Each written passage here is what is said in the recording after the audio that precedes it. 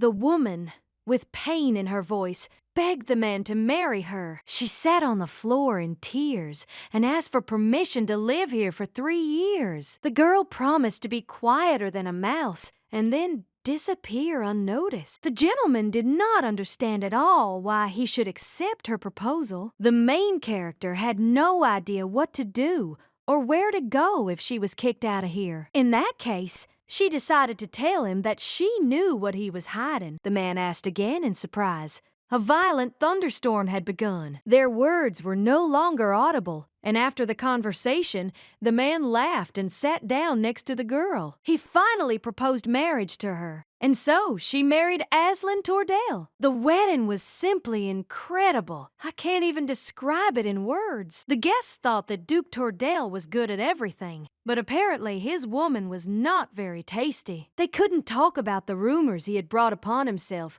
because of such a bride. She comes from a simple family and is not at all a beauty. So, it is not at all clear how she was able to attract the Duke. Perhaps she is hiding some talent. The girl knew what people would think when they found out that he was marrying her. After all, she read it in a novel. Now she is inside the novel she read in her past life. At the age of 10, she woke up remembering her past life. At first, she thought that these memories had nothing to do with her. After all, her life was ordinary. However, everything in her life turned out just as it was written in that book. It was as if her fate had already been decided, and there was nothing she could do about it. And so she became Aslan's wife for 3 years. Now she is Duchess Tordale, as described in the novel. After all, neither the sea current nor the direction of the wind can be changed. Suddenly, Aslan threw his jacket over her and noted that the wind was cold. It was a fate her heart could not resist. Well,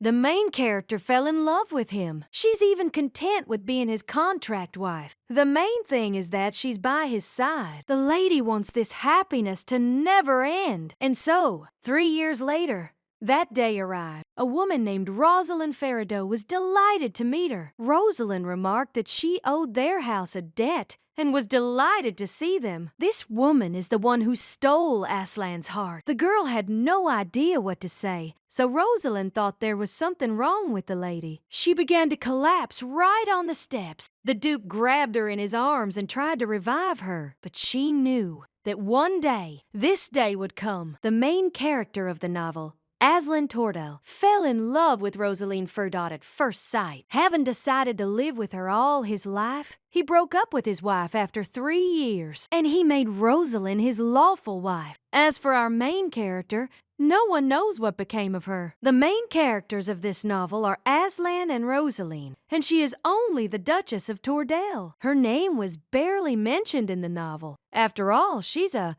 minor character. The Duke was glad when he saw that his lady had come to her senses. Aslan said that he would call a doctor and asked her to wait a little. The Duchess said she was perfectly fine. The man turned around, took a glass and poured her some water, asking her to drink. The girl was very grateful to him for his care, and he said that she should see a doctor. She fainted for no reason, but the lady said everything was really fine and she wasn't sick. She was simply surprised that he suddenly brought a strange girl into the house. Aslan understood everything. The lady apologized and noted that she simply ruined the whole atmosphere. After all, this woman was his guest, and he had to greet her properly. The Duke told her not to interrupt, because it was his fault that he had brought her to visit without telling her. Rosalind is his distant relative, and he met her by chance and learned about the girl's difficult situation. The girl knows about this because it was all written in the novel.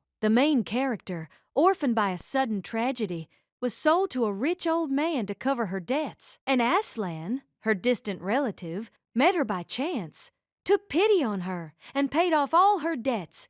He promised to take care of her and brought her to his house. The man said that she would not be here for long because he would try to find a match for her as soon as possible. He also hoped that next spring she would be able to start a new life by meeting a good man. Therefore, he asked the lady to call and let her stay here for a year. The lady understood that nothing would change, even if she kicked her out now. So she said that's what they would do. The man was very grateful to her. No matter how hard she tries to change the novel, in the end, everything will be as it is written. I've changed a lot in a week. The ladies were shocked by how much you've prepared for Rosalind. It was a love letter after all, and so romantic. Rosaline was sure he was only looking out for her, since she knew nothing about it. The girl laughed and did not understand how she could be so modest because she was so noble, as if she had always lived here. The other lady agreed with her and remarked that she would not be surprised if she were the mistress of this mansion. Rosalind told them not to talk like that, because this mansion already has a mistress. The girl was very glad to see Duchess Tordell. The woman remarked that they seemed to be having fun,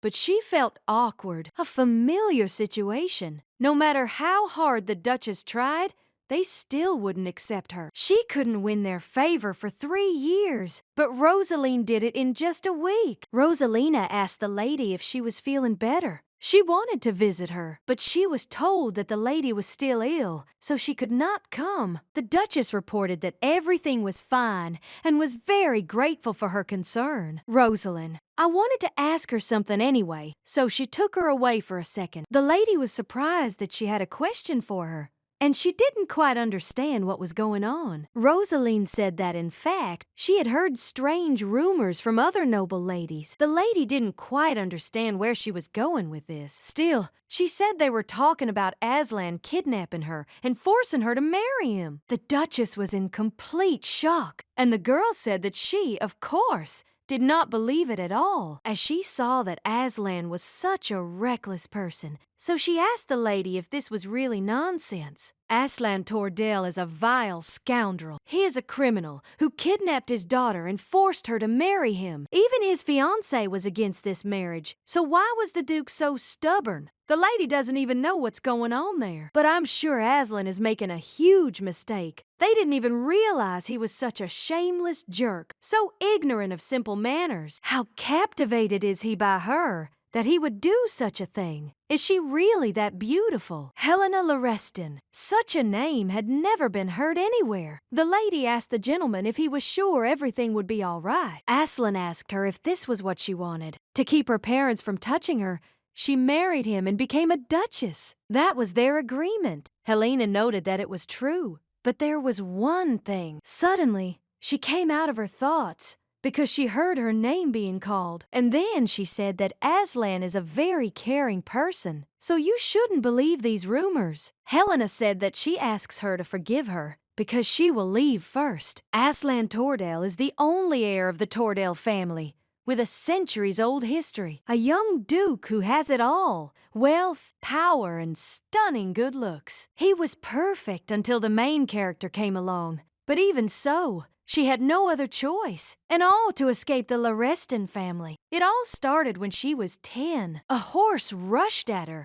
and then her mother came up to her. She was very happy that her daughter was alive. The girl didn't quite understand who Helena was. She apologized to Madame and said that wasn't her name. Suddenly, a man ran up to her and asked the lady to tidy herself up because Helena had died. Yesterday, I approached the girl and noticed that of those they had seen, she looked most like her. The man asked how old she was. That same night, she was kidnapped. Her real name is Rayla. After all, that's what her parents called her when she was kidnapped. They asked for their daughter to be returned. From that day on, she became Helena Lorestan. For the sake of the lady, Count Larry Steen, who had gone mad because of his dead daughter, gave her a girl as a replacement. The maid said that of all those who came here, she was the most like the original. Fate was kind to her. They said that if she played the role of Helena well, she would be able to live her whole life as a noblewoman. But if she fails,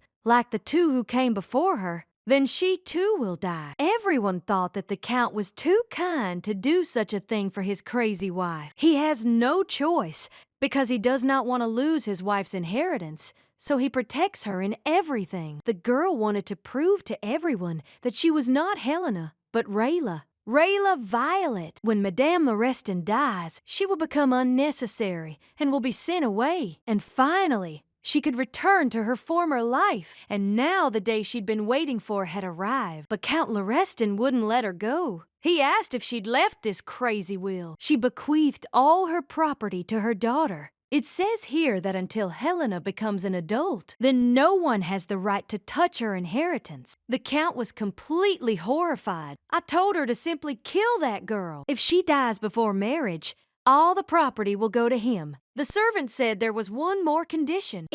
If Helena dies before reaching adulthood, then the entire inheritance must be donated to God. The man was furious and realized that there was nothing he could do. So the Count ordered her locked in the attic and kept there until she came of age. And so she ended up locked in the attic. They served her dinner, but they began treating her worse than a servant. It was very difficult for her, but at least she could stop pretending to be someone else. Finally, the girl felt relief, but this peace did not last long. After the death of his mistress, the Count's mistress immediately became his second wife. The guy noticed that he had a very beautiful little sister, and he liked her. Glock is the Count's illegitimate son. He made her life hell. He asked her to clean his room, and if she was tired, she could rest a little. His mother scolded him because she told him that he shouldn't talk to that girl. She was given clothes for the ball next week, which she had to wash. The woman also asked the Count when she would leave their house, where she was worried that because of her,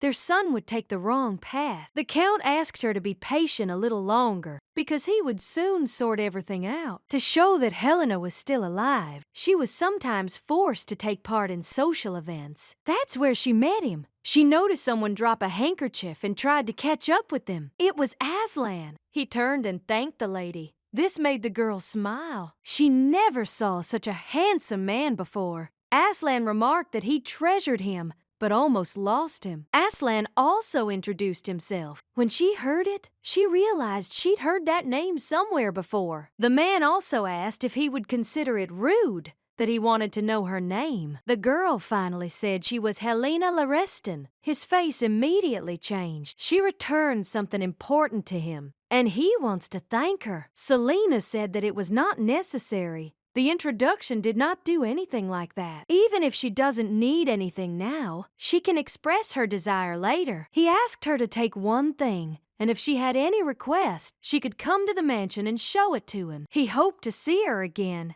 And then he began to leave. Aslan Tordale, Duke of Tordale. Suddenly, she remembered. That was the name of the main character from that novel. Come to think of it, the Duchess's name was the same as hers.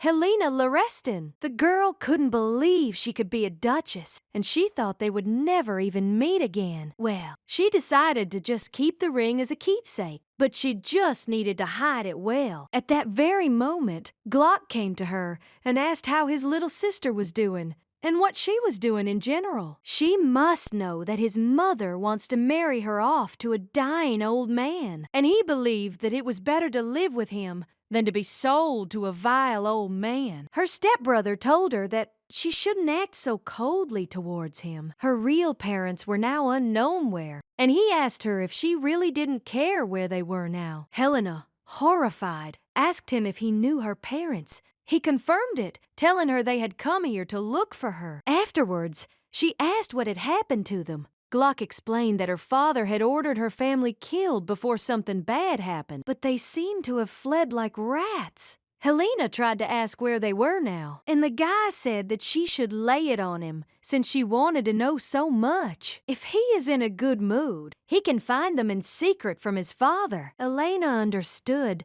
that she had to endure in order to see her parents again, but suddenly she remembered her mother's words about her not holding back at all if someone offends her. So she grabbed a candle and hit her half-brother, who immediately fell down. The girl didn't understand at all what to do, and what to do now. Helena realized the only way out was to run. Her family was looking for her, so she had to escape and survive. She came to the mansion, asked him if he remembered her, and also introduced herself. Recently at a banquet, he told her to find him if she had a request for him. The man suggested that he thought she needed to change her clothes first, as she was completely frozen. He didn't understand at all why she was dressed so lightly on such a cold evening. Elena immediately asked for forgiveness for that she is dirtying his mansion. Aslan doesn't know what's going on, but first she needs to change into dry clothes. and then he'll listen to her. He ordered the services to take care of the lady. The scent of lilac is her favorite scent. The girl didn't quite understand where he got clothes in her size. The Duke was alone, after all, and he had no sisters. The lady was very grateful that he was so kind to her. Aslan remarked that now they could talk. She had come late at night to ask him for something. She tearfully asked him to marry her. If she died unmarried, all her property would go to her father if he intended to kill him while she was married. That all the property would go to her husband, so Count Lorestan would never leave her alone. She asked the Count to let her live here for only 3 years. She would be quieter than a mouse, and then quietly disappear. Aslan did not understand why he should accept her offer. The girl said that she had an inheritance from the Countess, which she would receive when she came of age. If he marries her, she will give it to him. The Duke said he didn't know, because he wasn't the kind of person who needed property. The Duchy of Tordale is not in poverty. Helena was at a loss as to what to do, since she had nowhere to go if she were expelled. Helena Lorestan from the novel threatened Aslan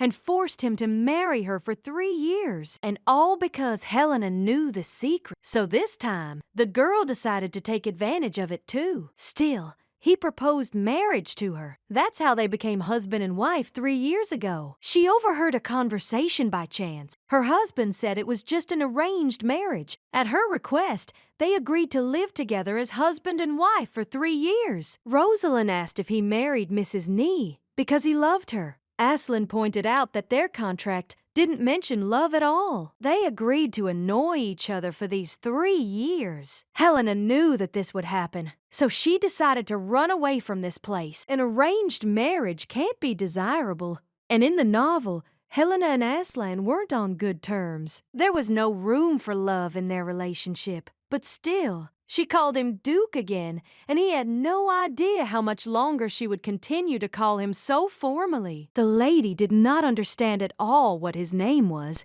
and the gentleman said that she could simply call him Aslan. They are husband and wife, after all. I don't think Helena ever called Aslan by name in the novel. And Aslan, unlike in the novel, was strangely kind to her. He asked her if she liked the garden. She was just stunned when he knew these were her favorite flowers. The man said he prepared them as a wedding gift. It's hard for her to live in an unfamiliar place, so now they have a place to relax. Thanks to her, he learned about the beauty of these flowers, so he is very grateful. This gave her hope, but her reputation was still as terrible as in the novel. It seems she's never been educated. This is the first time the ladies have seen a duchess ignorant of etiquette. They're completely baffled as to how such a girl could have won the favor of Duke Tordale. Aslan approached her and said that his wife was very pale. If she is tired, she can go and rest, avoiding overexerting herself, because she is so fragile. Aslan's attitude towards her is very different from what it was in the novel. Does he really love her? How did this useless hope come to be born within her? It's all her fault. Phrases from a novel, and the same situation. They agreed to annoy me with each other for these 3 years. In the end,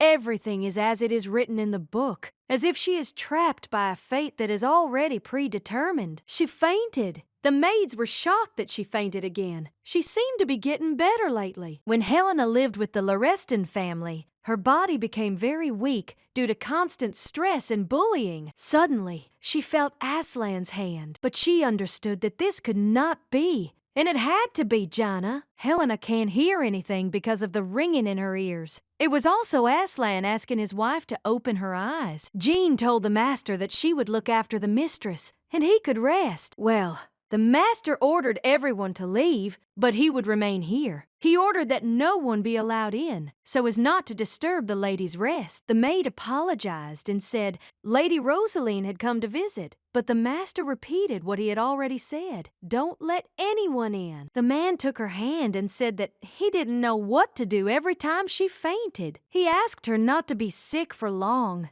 and then kissed her hand. Rosalind asked if they had accurately conveyed that she had come. The maid confirmed and said that the master had ordered not to let anyone in. They run without looking back and hear that the Duchess has fainted. He did say that they didn't marry for love, so she doesn't understand at all why he's so worried about this woman. If their contract lasts for 3 years, then their marriage will soon end. He would no longer have to be tied to someone who could not properly play the role of a duchess. Everyone says she's much better suited for the role. Because of such a wife, the Duke is shrouded in bad rumors. Under the pretext of poor health, she practically never appears in high society. She always looks around like a commoner. But Lady Rosalind is very graceful and self-confident. They say the Duke personally invited her to his capital. He also paid off all her debts. Although he's not the type to be charitable, he seems to have fallen under Lady Rosalind's spell. Considering that 3 years later, they still haven't had a child. It's clear they're in a contract marriage and don't love each other. Aslan is too kind, so he simply could not turn away from the poor girl. If Rosalind continues to act, Helena's place may become her place. Jean was very glad that the lady came to her senses. She noticed that the gentleman was very worried because she had been ill for several days. Helena asked again. The maid noticed that he had been with her the whole time, but she had gone out briefly because Lady Rosalind had something important to tell him. He's with Rosalind. She seems to know why she's sick, but she doesn't want to admit it's time to go. The lady asked what day it was today. Tomorrow was her birthday. It's not Helena Laristein's birthday, but Rayla Violet's. So no one congratulates her on her real birthday. The Duke promised that he would always do this from now on because he doesn't want her to be lonely. Helena wants to spend this last day with him. She didn't even know if she could afford to be a little selfish. Then she asked Jana if she would help her wash and change, as she had something to ask Aslan. This was definitely the last time. She knocked on the gentleman's door and asked if he was in his room. Well,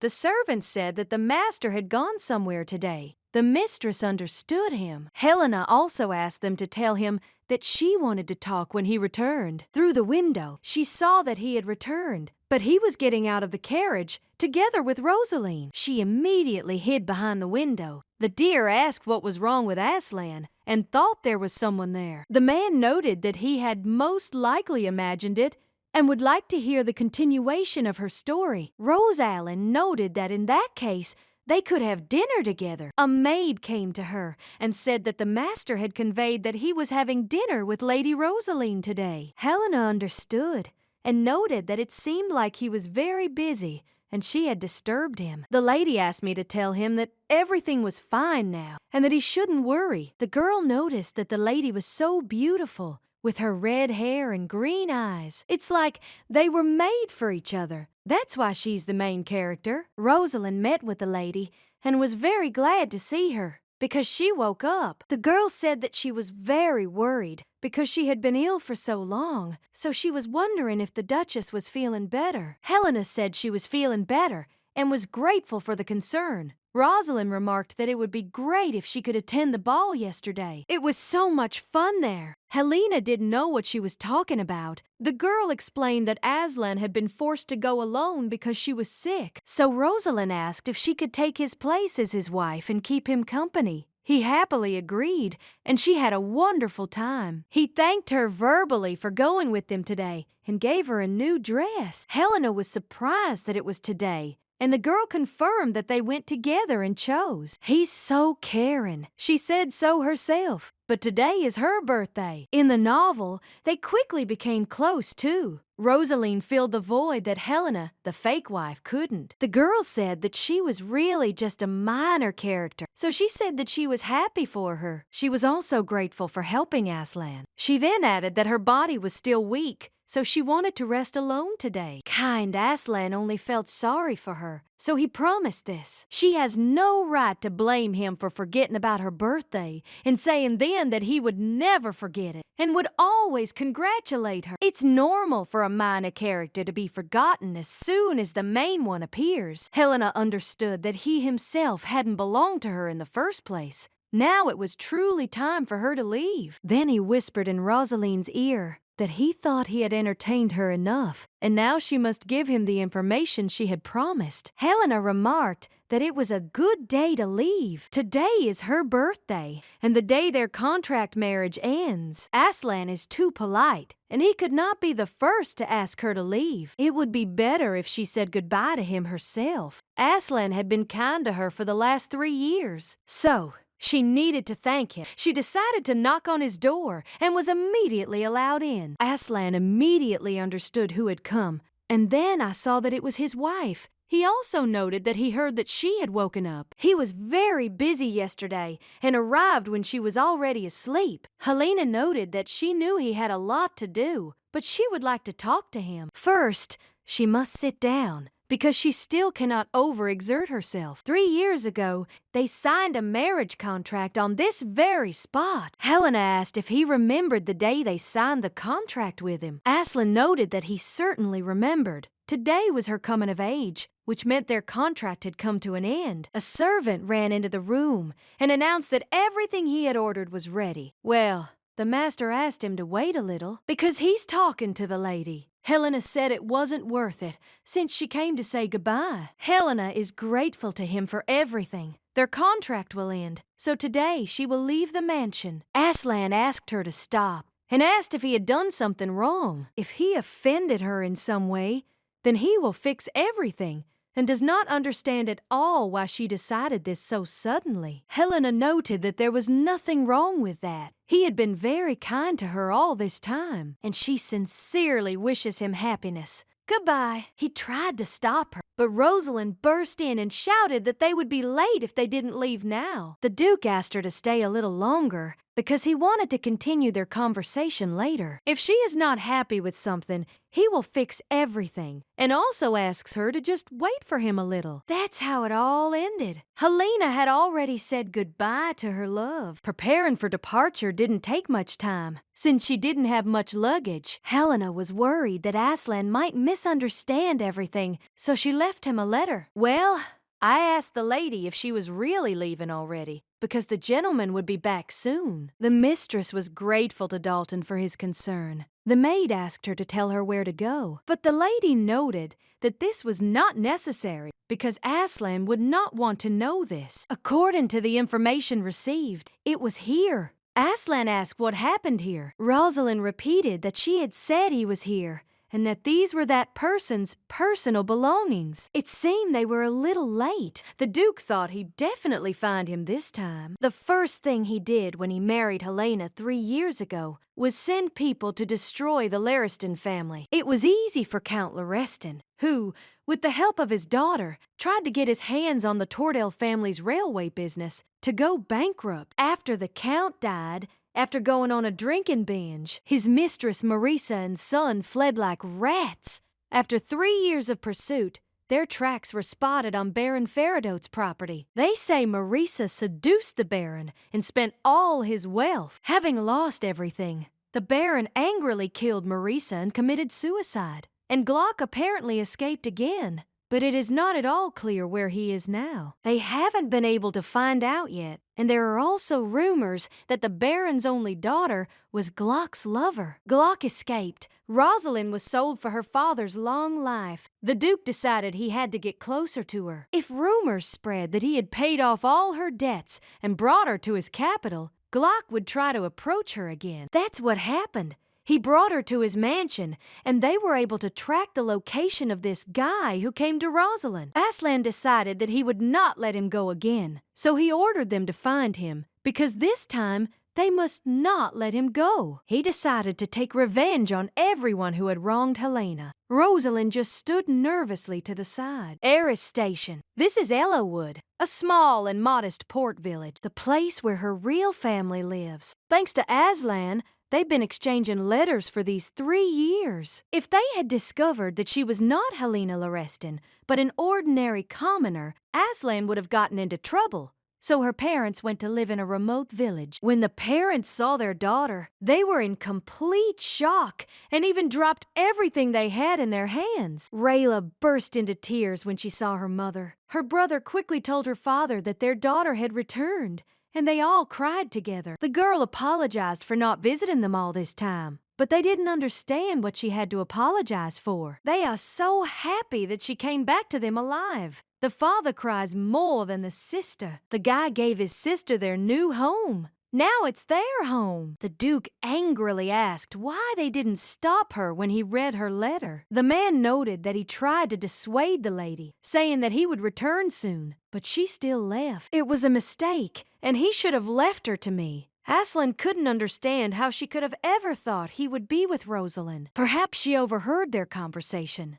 There was a high chance Glock would meet Rosalind, so it was necessary to conceal Helena's affection for him. Having learned Helena's true situation, Glock could intimidate her, considering it her weak point. That's why the Duke deliberately fooled him and told Rosalind everything. The Duke tore up the letter. She must have gone to Ellawood. The master ordered everyone who was not involved in capturing Glock to be sent there, and ordered them to protect the lady. Aslan said that he would go with them, so they needed to prepare a train to Ellawood. He wanted to give her this gift after he finally sorted out her past. It would mean that their 3-year arranged marriage was coming to an end, and the real one was beginning. From the very beginning, he had no intention of letting her go. 4 years ago, he started having a dream in which he was older than he is now and in love with a girl. She, using his secret, forces him into marriage, and he, feeling betrayed,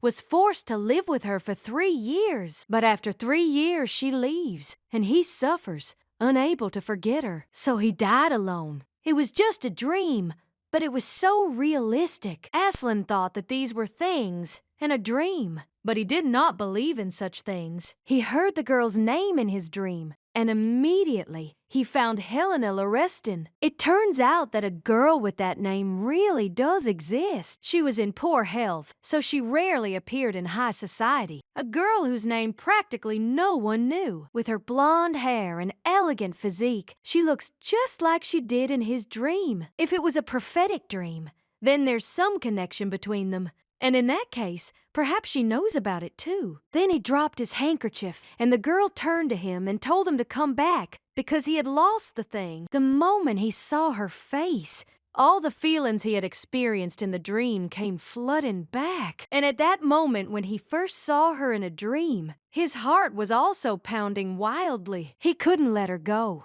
so he prepared a perfect place. When he learned that Helena really existed, he became obsessed with her dreams. The outfit she was wearing in her dream, her scent, and her favorite flowers. Aslan began to hide everything that was somehow connected with her and waited for the real Helena Lorestan. And here she is. She looks younger than in her dream. She was then very grateful to him for his kindness. She was much more beautiful than the Helena of his dreams. His heart was pounding. He was surprised because she had threatened him in his dream, and here she was, simply asking him to marry her. Then the girl decided to take advantage of that secret. She started coughing, and the gentleman thought she was in pain. The man asked her not to sit on the cold floor because she was caught in a downpour. Helena understood that she could not force such a kind man into marriage. It would be better for her to beg him. So she decided to tell him that Glaf Lorestan had kidnapped her, so she was asking for help. The Duke was in complete shock and couldn't believe it.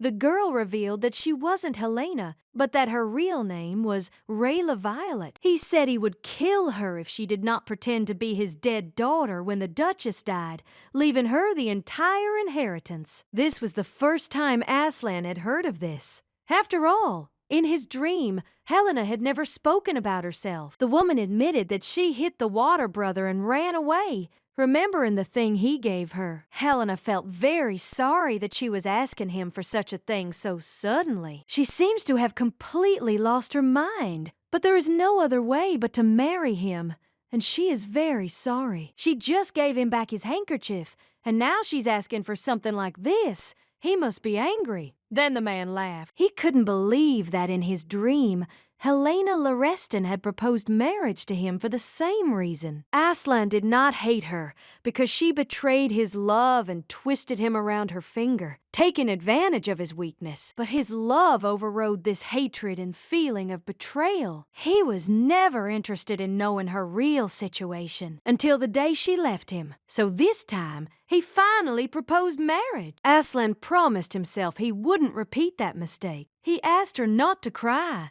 because he would do as she asked. It's also very cold here, and first she needs to wipe away her tears because she doesn't look very well. This will be his gratitude for the scarf she returned. After all, it was truly very dear to him. He says that he is ready to marry her for a simple scarf. Helena thought that he would get angry and throw her out, so she does not understand at all what is wrong with him. Aslan remarked that he was curious about something. He wanted to know what she would have done if he hadn't fulfilled her request. Since he lent her this thing, she would have sold it and run away as far as possible. Even though it wouldn't be easy, she would like to find her family. Aslan noted that this was a rather risky plan. She was very sincere compared to the Helena in the dream. Perhaps it's because they met a few years earlier. It's safer to stay here if she wants to meet her parents, and he can help her find them. The ambassador couldn't understand how he could remain aloof after hearing her story. He seemed so insensitive to me. It turns out that it was only out of pity that he was able to keep from throwing her out the door. Helena was very grateful to him and bowed. He really is very kind. From the very beginning,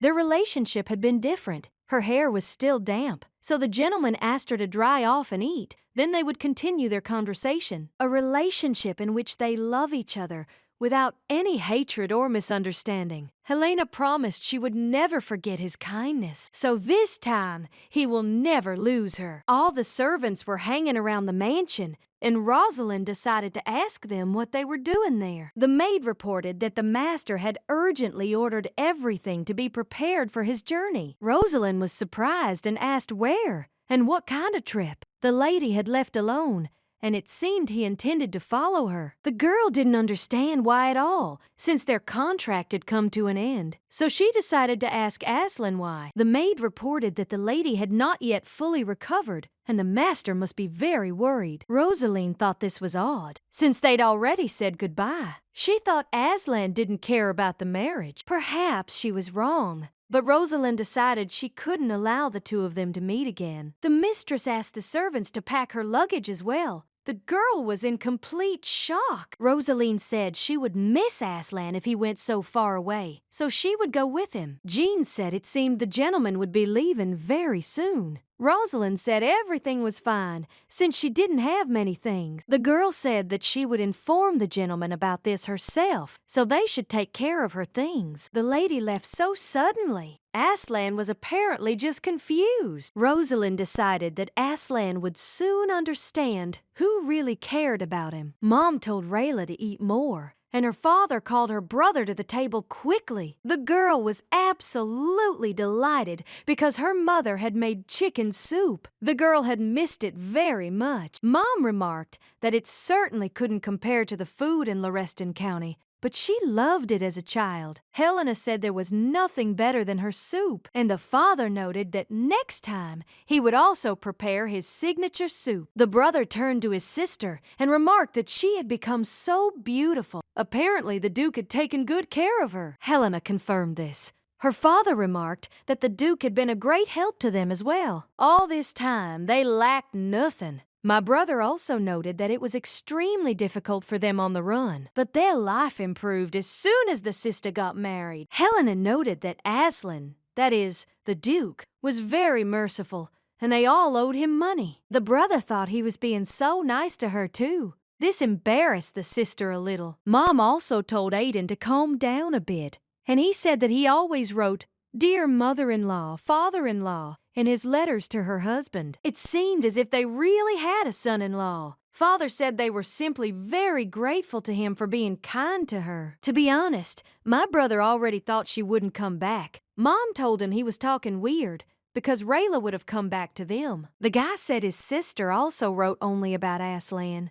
as if she really was in love with him. Her parents noticed her brother had a loose tongue. Even if she had problems with the Duke, everything was fine. They exist for her sake. They also asked their youngest son if he was also on her side. Helena was very grateful to them and noted that there were no problems. It's just that their contract ended, and she returned because she didn't want to disturb Aslan. All these 3 years, she was unrequitedly in love with him. He must have forgotten about her by now and is spending time with Rosaline. The girl thanked her mother for the food and noted that she would go unpack the luggage. The younger one asked my parents if they thought she left home after arguing with Aslan. His mother told him to pretend he didn't notice until she decided to tell him. The man said he had booked a train to Ares and told the gentleman to get off at the station and head towards Ellawood. She called Aslan. She remarked that she had heard that he was going on a journey. He'd be bored alone,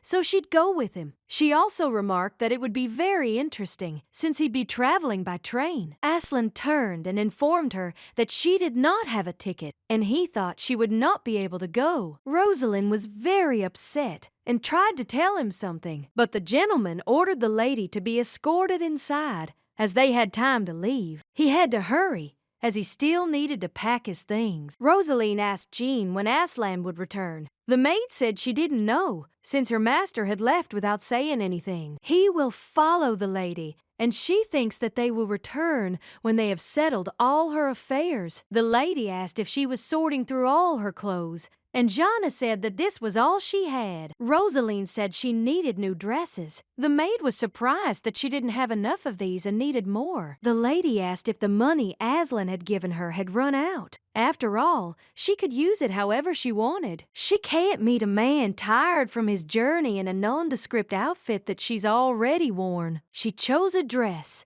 and said she would take it. The man was grateful and remarked that she could come back to see them again. When she left the store, she noticed that someone was following her, and then she ran into him. The man remarked that she was lucky. When she heard this voice, she realized that it was Glock Lereston in front of her. They say she revealed his location to the Duke. He began asking about their past. She betrayed him. Rosalind pushed the man away forcefully and shouted that she didn't understand what past he was talking about. When her father died and she was sold, he ran away, leaving her alone. Glock noted that he was very sorry. There was nothing he could do in this situation, but she did hand him over to Duke Tordale. He seems to treat her well. He wondered how much money she had on her somewhere right now, but the girl screamed at him not to even touch her. Glock added that, apparently, having become the Duke's mistress, she thought a lot of herself. The guy added that she should not forget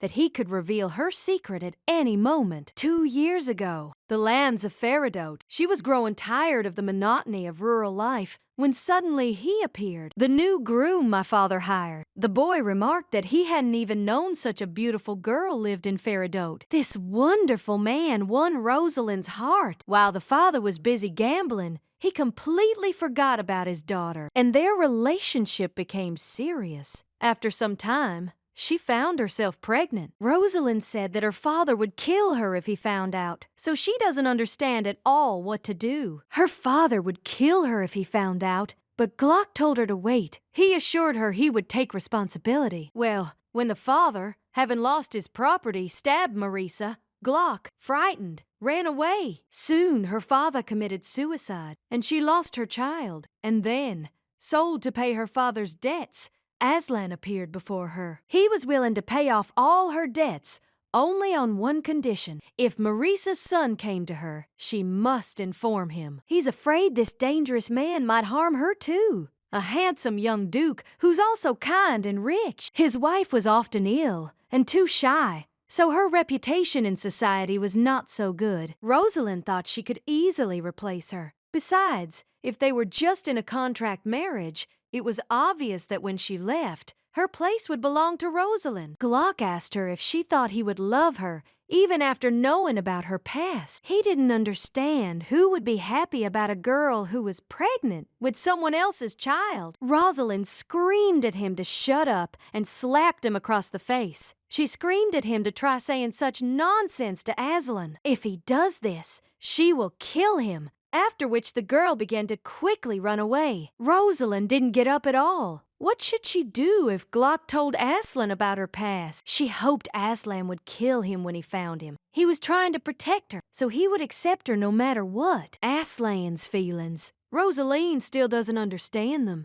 After all, he said back then that she wouldn't go with him. The girl had no idea what to do. Ares Station. Aslan said that the lady would be scared if armed men came to her so early in the morning, so he would go first. They should sit here. The gentleman wondered if she was still asleep. He heard a woman's voice say that Rayla was already awake. Helena told her mother that she was already awake, but she was awakened by the beautiful singing of birds. Aslan heard Rayla's voice. The girl smelled the morning air. It was so nice and fresh. Rayla asked if her dad had made any for tomorrow. He told her to wait a little, because it would be his signature soup. The girl remarked that this was wonderful. Aslan couldn't verify who it was that made her always smile so. Helena asked if she could help with anything. Her brother told her they needed to go gather herbs. Mom said that it was still cold outside, so they should dress warmer. It seemed to him that in Hertz, she was always sad and insecure. The brother pointed out that the latecomer would be responsible for the laundry. Helena yelled after him that it wasn't fair,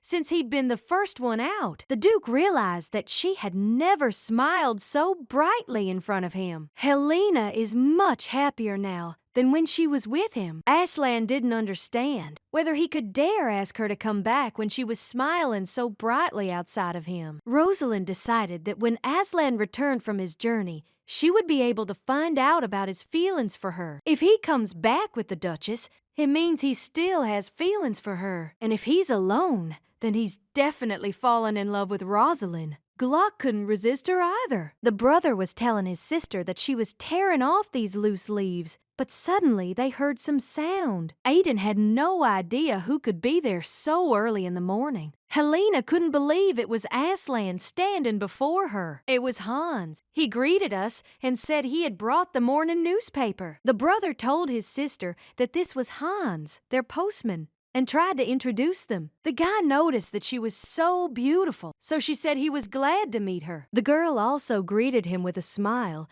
and did not understand how she could have thought that it was Aslan, because this would never happen. Aiden told Hans not to look at her sister, as if she was married. The guy was surprised, but the girl said that she was no longer married, or rather, she was, but had recently divorced. The postman apologized. Helena said he had nothing to apologize for. Helena herself realized that she needed to stop thinking about Aslan because he had already been too kind to her all these 3 years. It's time to stop fooling ourselves and hoping for hope. Helena said everything was fine, and on the contrary, she felt better. Hans remarked that in that case, he was glad. Helena was grateful for the concern. Aiden told him not to look at his sister anyway. The Duke considered her words about her feeling better, and her brother said his sister had high standards. Mom noticed that it had gotten colder outside, so she didn't quite understand why they were walking for so long. Helena told her mother that she wasn't cold at all, so she shouldn't worry. And her brother said that someone had brought them a newspaper. Mom said she was just afraid that her beloved daughter would catch a cold. Helena remarked that she thought she was still a child, and Mom said Dad was waiting, so they should go quickly. Aslan realized that beside him, she only suffered. In her dreams, Helena cared for no one but him. She never talked about her family, hobbies, or her friends. She was always following him around, trying to win his love. Could it really be because of this? Aslan thought she'd be happier if he were kinder to her than you were, if he shows his feelings. But he never asked if she was happy. And does she want to return to her family? Although living under a false name,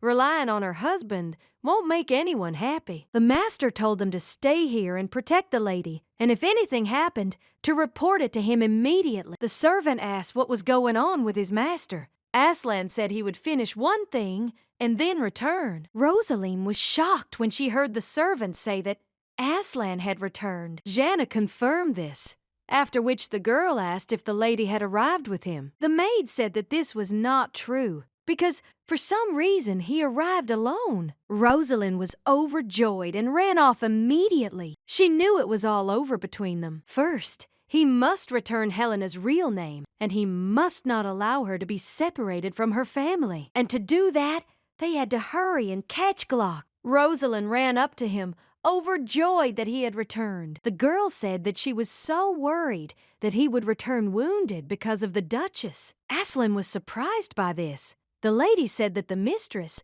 under the pretext of her health, asked her to take care of him. Although he was so kind to her, Aslan didn't quite understand what this woman was talking about. Rosalind said that she was, that the next day she asked her to take care of him. She even said goodbye, wishing her good luck. If she'd loved him even a little, she wouldn't have said that. Aslan thought for a moment and realized that the day after the ball was her birthday. She promised that they would spend this day together every year. The reason she could give it to Rosalind. He told the girl that she had better go shopping alone. Today, he had plans with the Duchess. Rosalind said that she met the lady on her way here, and she said that she was not feeling well, so she would rest alone. Rosalind asked him to spend the day with her if his plans were canceled. She said she needed time to tell him about Gluck, so, just as she'd wanted, he took her to the ball. And Aslan thinks that he has already had enough fun with her. Now she must tell him the promised information. The Duke realized he had made one mistake. The gentleman asked whether Jean had been with her mistress that morning, and the maid confirmed this. Aslan said he had plans with the Duchess, so he told the lady to go shopping alone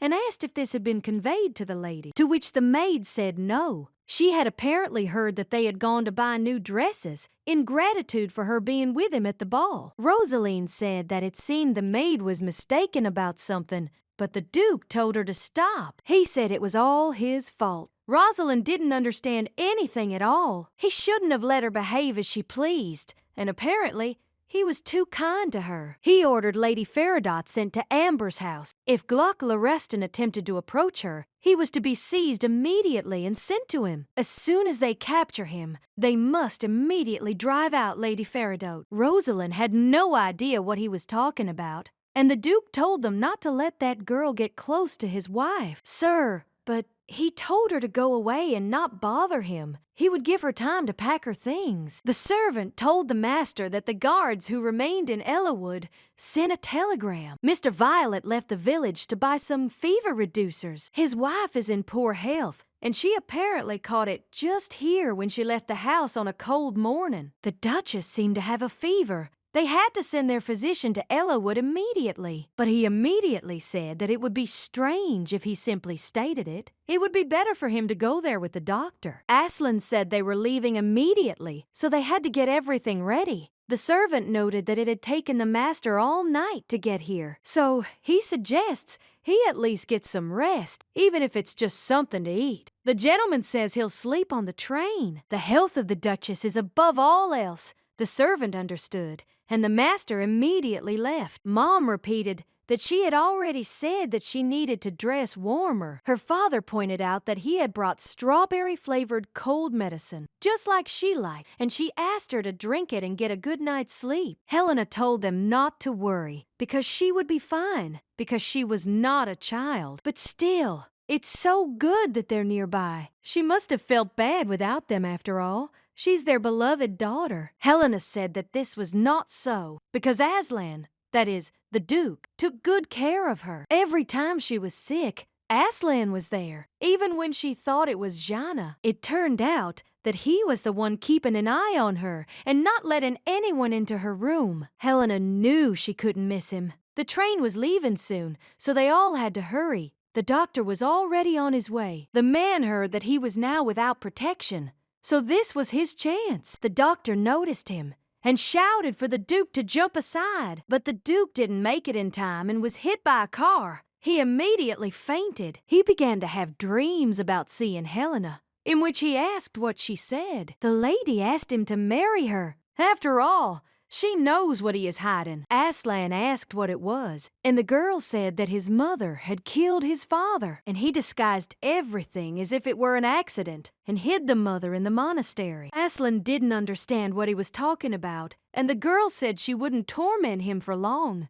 3 years! He should marry her for only 3 years. After this time, she will leave him as if nothing had happened. The gentleman began to open his eyes and realized it was a dream. His head was splitting. The doctor was very happy because the master had come to his senses. Aslan asked where he was. The servant reported that a cart had run over him, and he was very worried that he would not come to his senses. The doctor shouted that he couldn't get up, but Aslan didn't quite understand what kind of accident this was. The servant said that he was going to the station to go to the mistress and asked if he remembered about it. Aslan didn't quite understand which lady he was talking about. The servant didn't understand him either, and the man said that he was not even married and did not understand who he was calling mistress and thought that he was talking about his mother. Aslan noticed that he had grown up a lot, and the servant, in horror, asked the doctor what was happening. The doctor believed that, perhaps,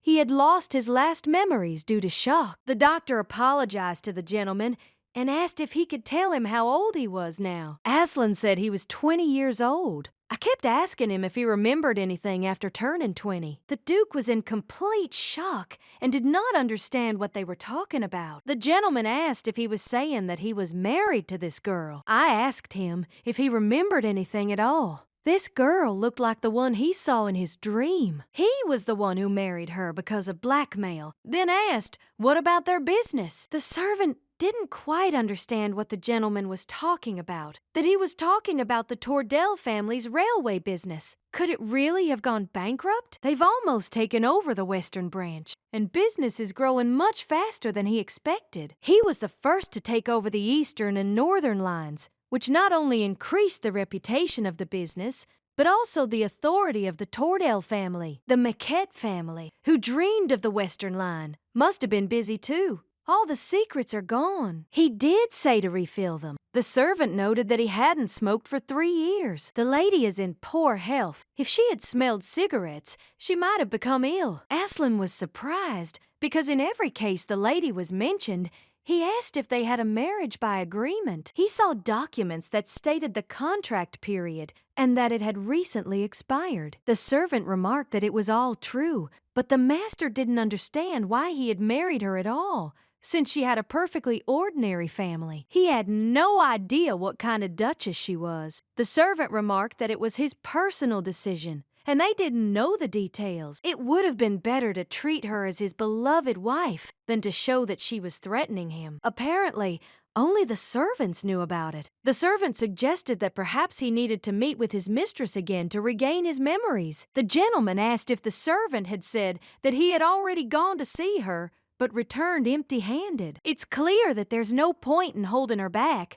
but still, the doctor said to communicate with those he knew so that the memories would return. Aslan heard from those he knew that another girl was staying in his house. Rosalind said it was such a relief that he woke up. She had been very worried about the accident. He ordered her to be sent to Amber's house and then kicked out. The girl wasn't sure that he had really lost his memory. Perhaps this was her chance. The girl remarked that it seemed like a misunderstanding, as her ex-boyfriend had contacted her. She thinks that he ordered it that way. I thought that she still had feelings for him. Aslan did not understand at all why this should make him angry, but the girl said that they loved each other. The Duke was surprised that he loved her, and Rosaline smiled and said that it was so, and asked if he remembered it. The girl pointed out that he had paid off all her debts and brought her to this mansion. He and the Duchess had only had a contractual marriage. Aslan said that for these 3 years, they simply lived together, without interfering with each other. It's vague to me, but I think he said it. The gentleman told her to continue. Rosalind added that because her ex-lover might harm her, he asked her to inform him if he came close, and he even tried to personally capture and discipline him when she told him everything. He ordered them to find him, not to let him go. And this man's name is Glock Lorestan. The gentleman noted that he seemed to remember, and he could do something like that. Aslan didn't quite believe he truly loved this girl. She had a pretty face. Well, there are problems. He thought he would never get married, and he can't believe he resorted to such immoral behavior. Aslan did not understand at all what he had done wrong,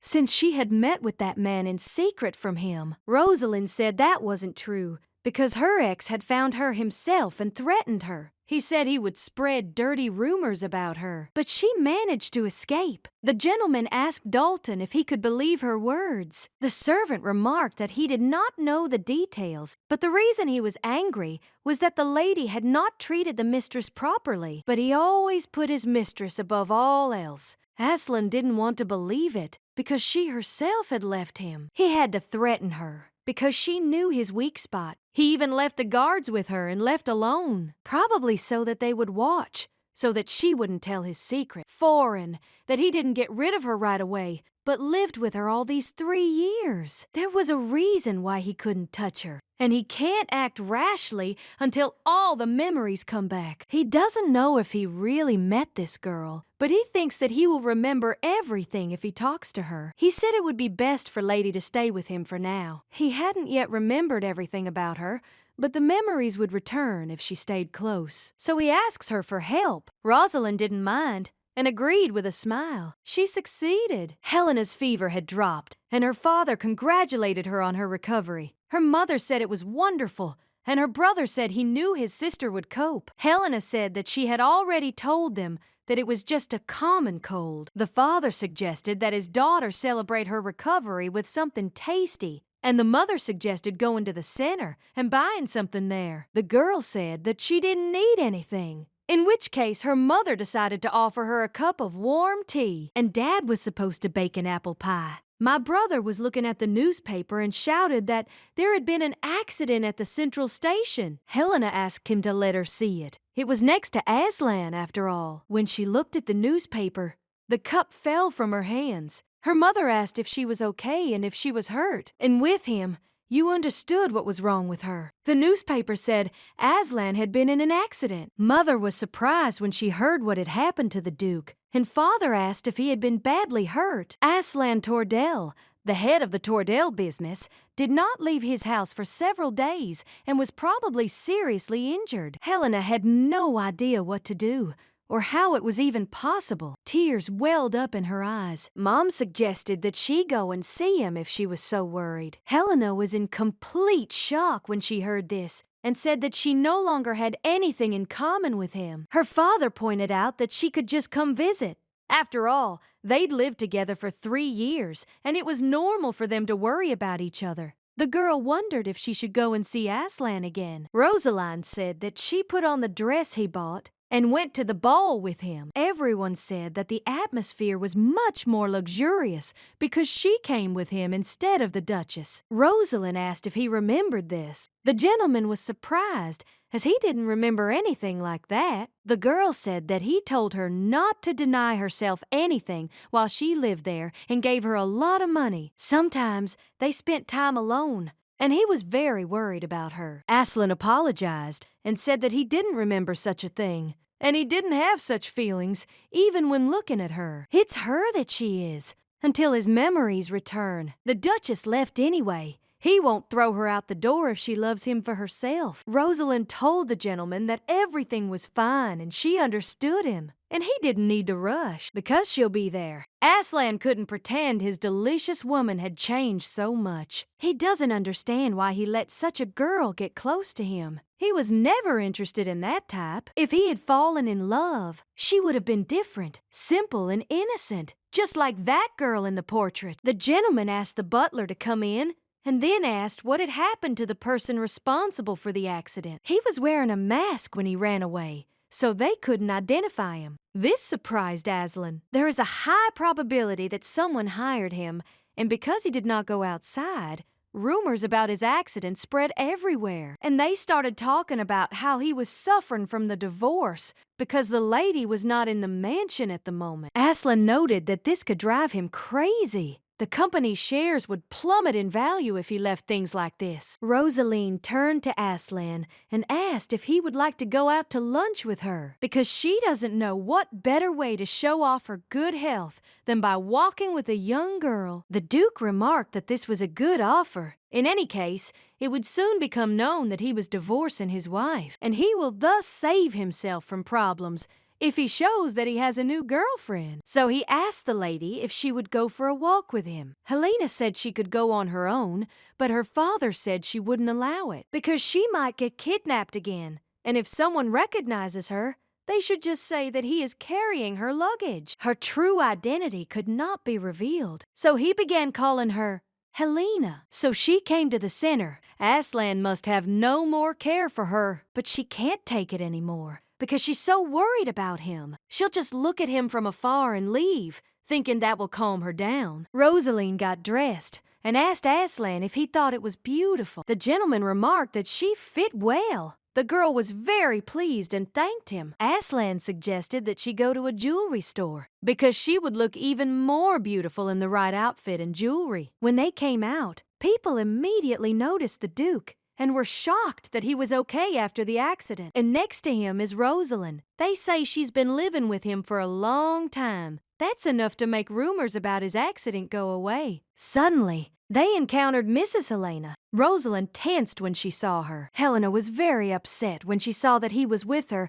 and didn't understand why she was in so much pain again. It was obvious. Aslan must be unharmed, although he looks a little pale. Well, why did she come back? If he sees her, his memory might return, so Rosaline must do everything to ensure that they don't cross paths. Rosaline pretended to fall and said that she had tripped because her new shoes were a little tight. Her ankle hurts and she feels like she can't walk. The gentleman told her to hold on to his shoulder, after which he picked her up. Rosaline asked if it was okay that people were watching. Aslan said that they came out to show themselves to them, and in that case, they would be sure that everything was okay with them. Rosaline decided to kiss him. And then Helena's world completely collapsed. Everyone started saying that they were such a good couple, and apparently it was true that they were dating. Aslan was completely healthy, and the girl realized that she didn't have to worry. Her father came up to her and happily said that he had bought waffles with strawberry filling. Helena said it was cold here, so she suggested he go inside and eat. True,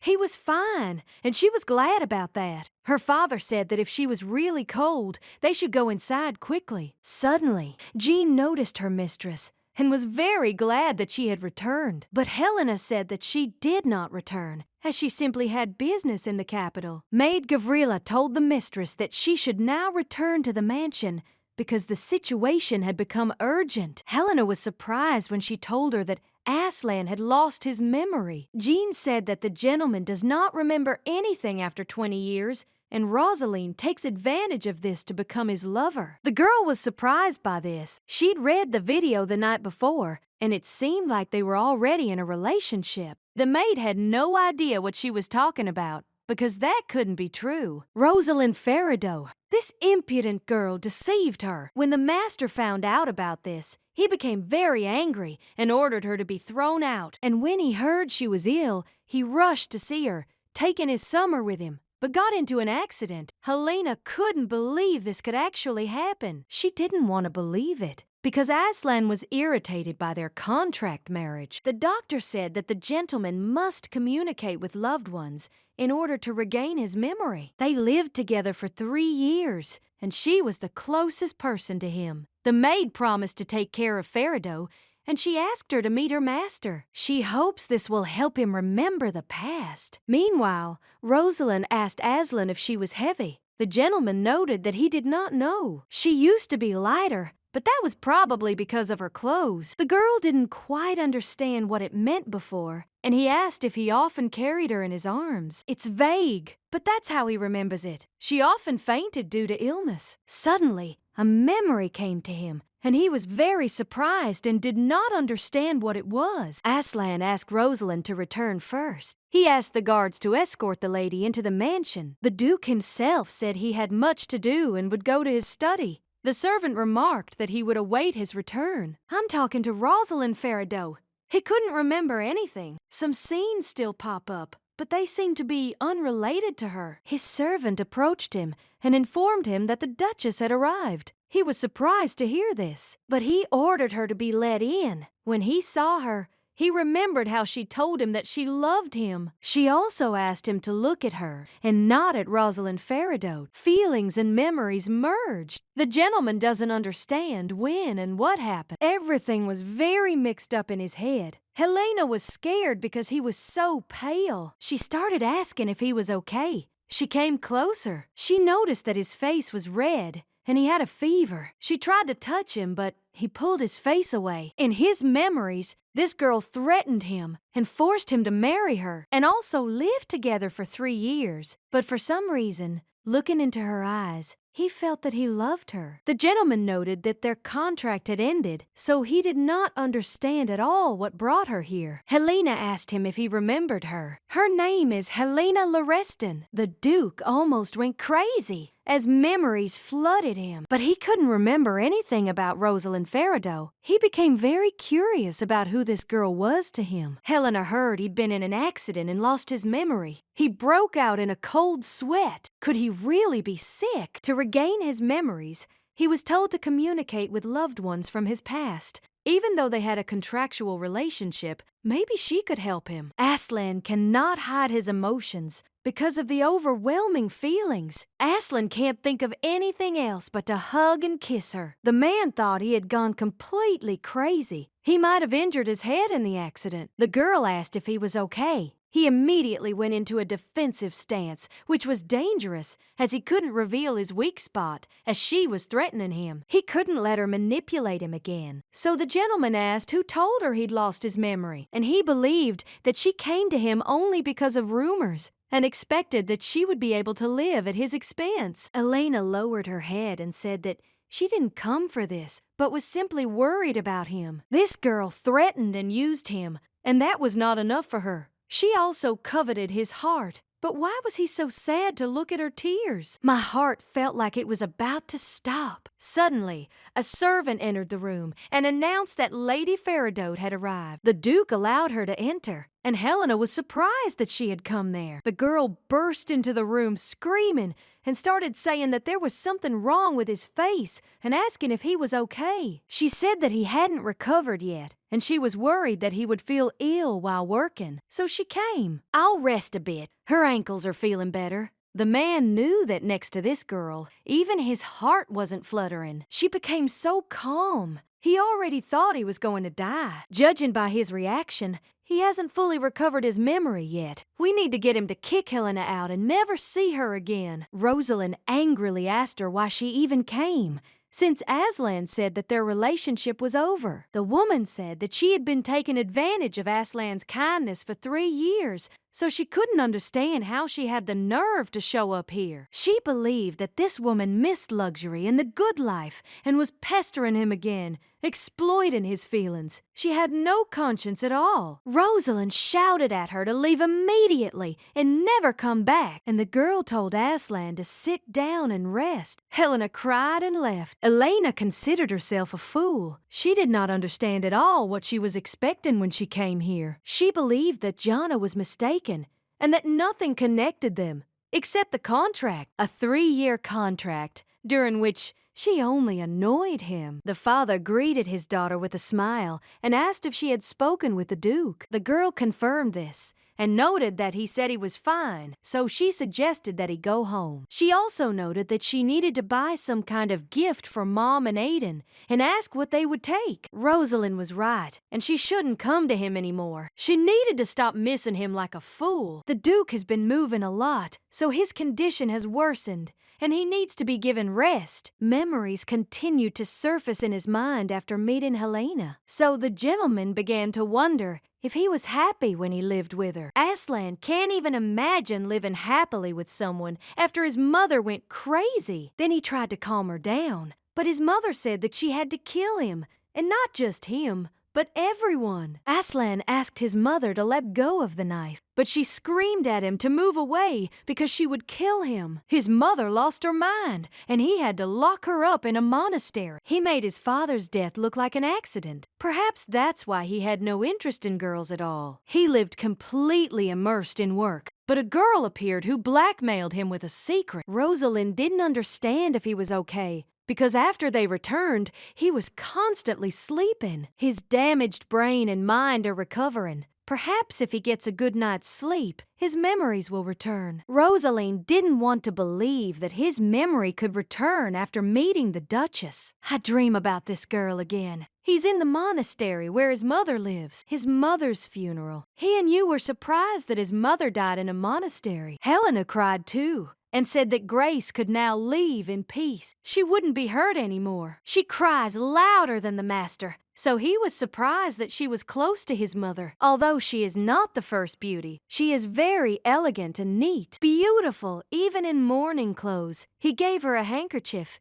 and remarked that she seemed to need it more. He introduced himself as Aslan Tordell.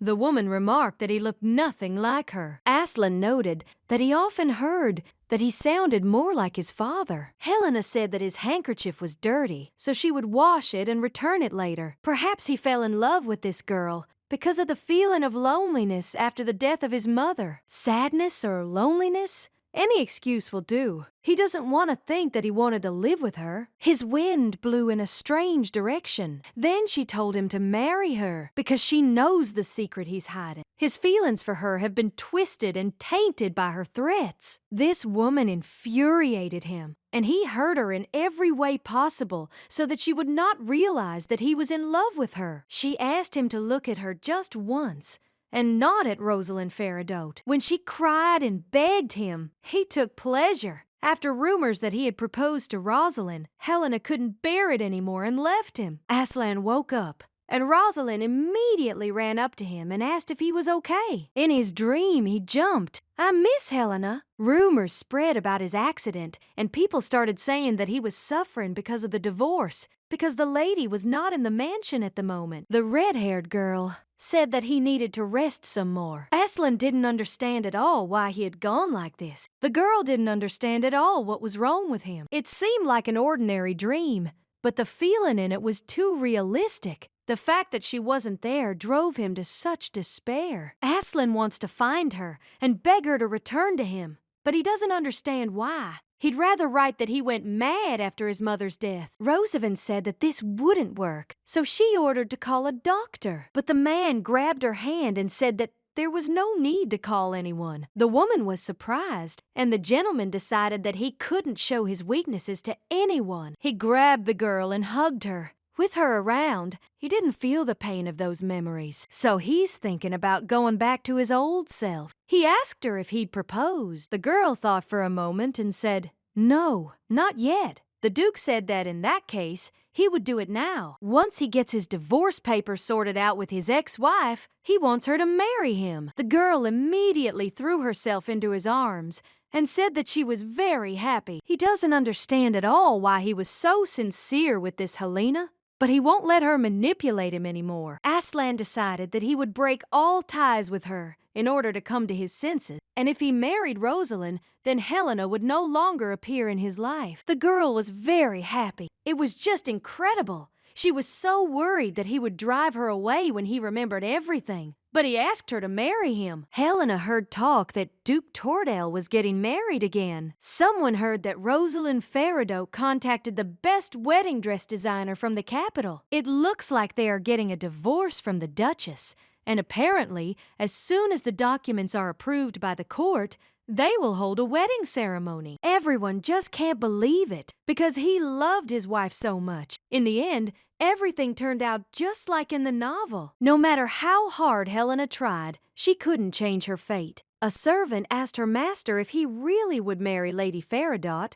since he hadn't yet completely divorced the Duchess. Aslan asked if he had any documents with her signature. He asked her to repair the torn parts and bring them to him. He doesn't want to see the one he calls Duchess. Well, as I said, his memory still hasn't returned, and because he's in such a hurry, he might do something wrong. Aslan turned to the butler and said he didn't understand who had given him permission to interfere with his decisions. He might have been like that before, but he wouldn't allow it anymore. The man apologized and said that he needed to know which banquet hall he wanted to hold the ceremony in. Aslan asked where he'd done this the last time. With his ex-wife, he'd done it in the largest churches in the capital. Aslan was surprised that it wasn't in a monastery, and his butlers weren't quite sure what he meant. He thought his wedding was at the monastery where his mother had died, but the butler had no idea what he was talking about because his eldest mistress was still alive. This greatly surprised Aslan. The servant noticed that her health had become weaker,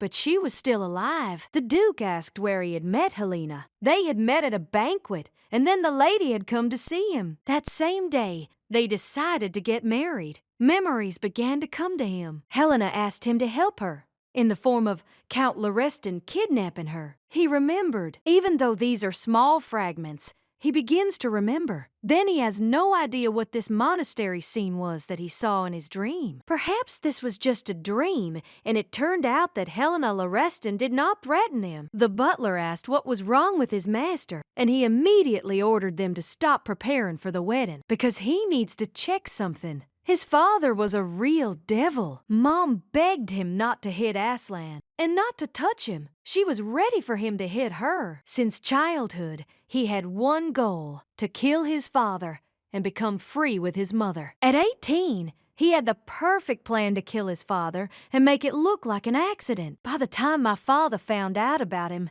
he was really angry that this bastard wanted to kill him. Father called to say they'd wait and see who would die first. Mother told Aslan to apologize to Father, but Aslan broke free from his hands and said that freaks like him needed to be killed. He wished his father would die. The Duke was very angry with him. He shouted that he had given him life and raised him, and he was so ungrateful. He grabbed a knife and shouted that he would give him a funeral today. He was about to kill his son, but his wife hit him from behind, thus saving her son. She immediately fell to her knees and said that she was wrong, but silently, so that he would not hit them. She screamed at him not to kill Aslan. If he touched her son, she would finish him off. Mom lost her mind due to shock and couldn't tell her apart from Dad. She screamed that she had to kill him, otherwise he would kill her son. He was attempting to kill his son. Every time he came to the monastery,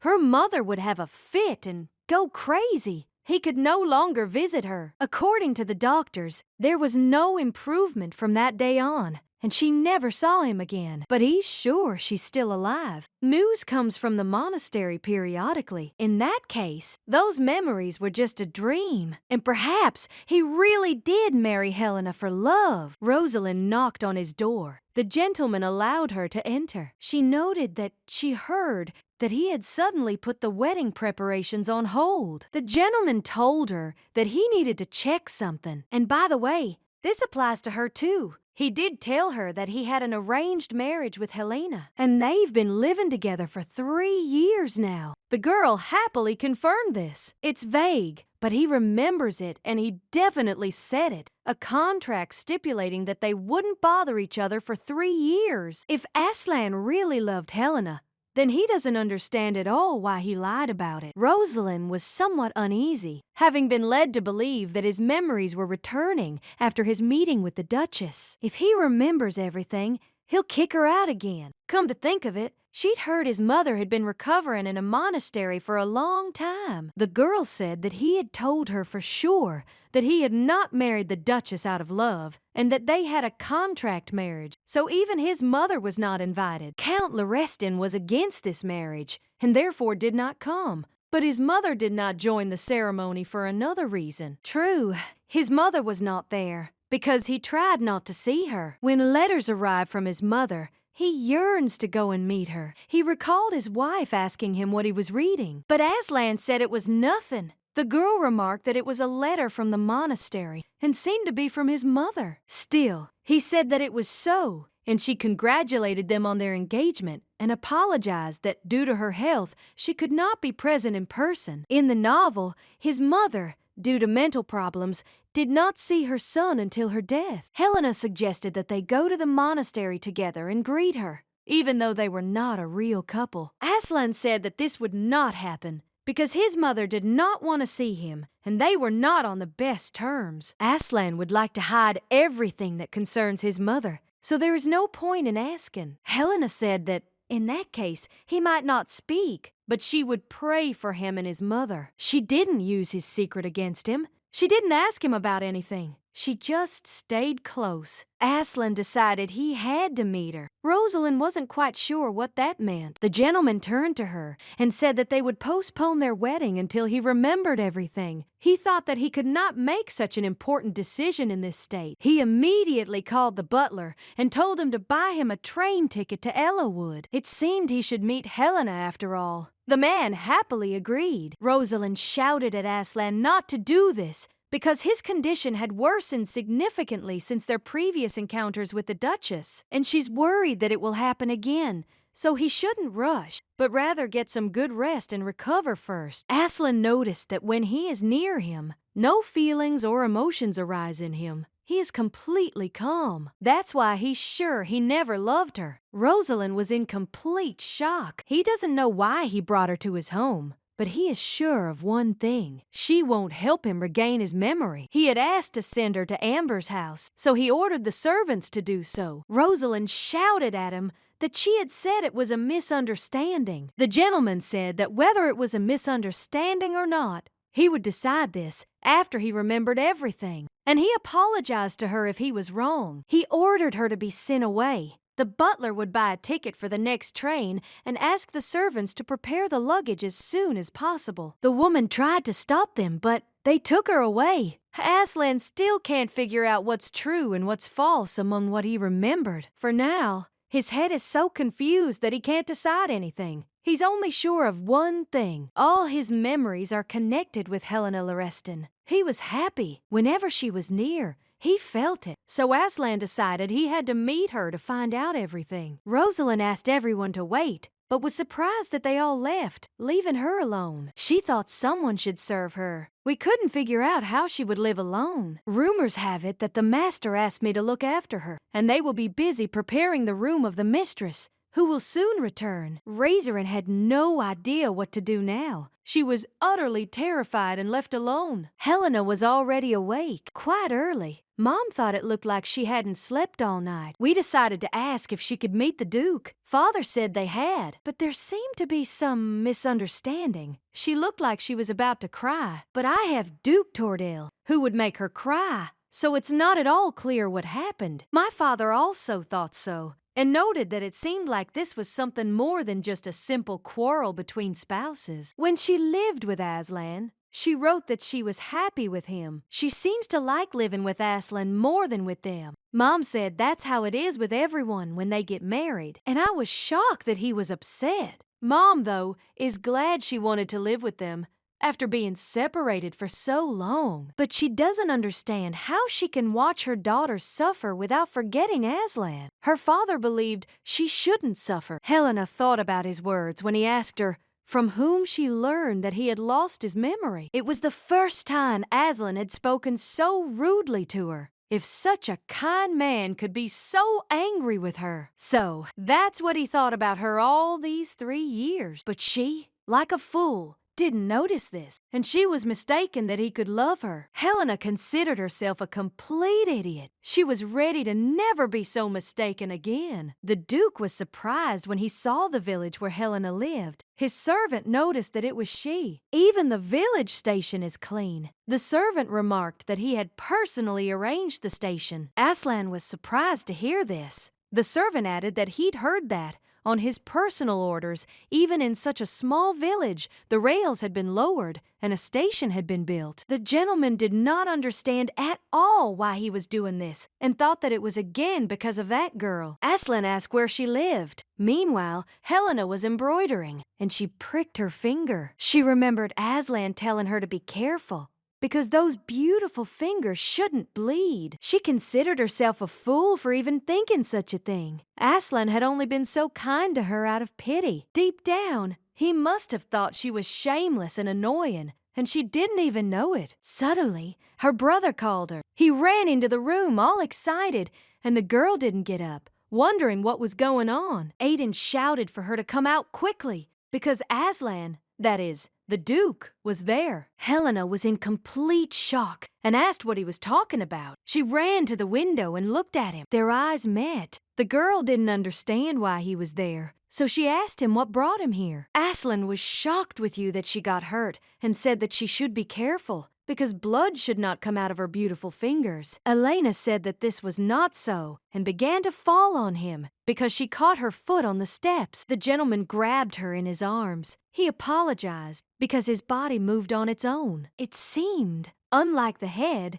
that it remembered everything. Helena didn't quite understand what he was talking about. Aslan reported that his wife had injured her finger, He was asking for ointment and bandages. Mom told him to go ahead because she would bring everything now. The father asked her brother to bring the first aid kit, and the guy immediately quickly went and said that he would come soon. Helena asked if he really didn't remember anything. Because of the accident, he doesn't remember the events of the last 5 years and doesn't know how he met her and got married, and why their marriage had ended so abruptly. Now Helena understood that the maid had told the truth. He was very cold because he couldn't remember her. He bandaged her finger. Helena realized that this meant that he had been kind to her for the last 3 years after all. Aslan said that he wanted to ask her for help and asked her to explain to him in detail what kind of relationship they had and why she left him. Helena told him that they had a contract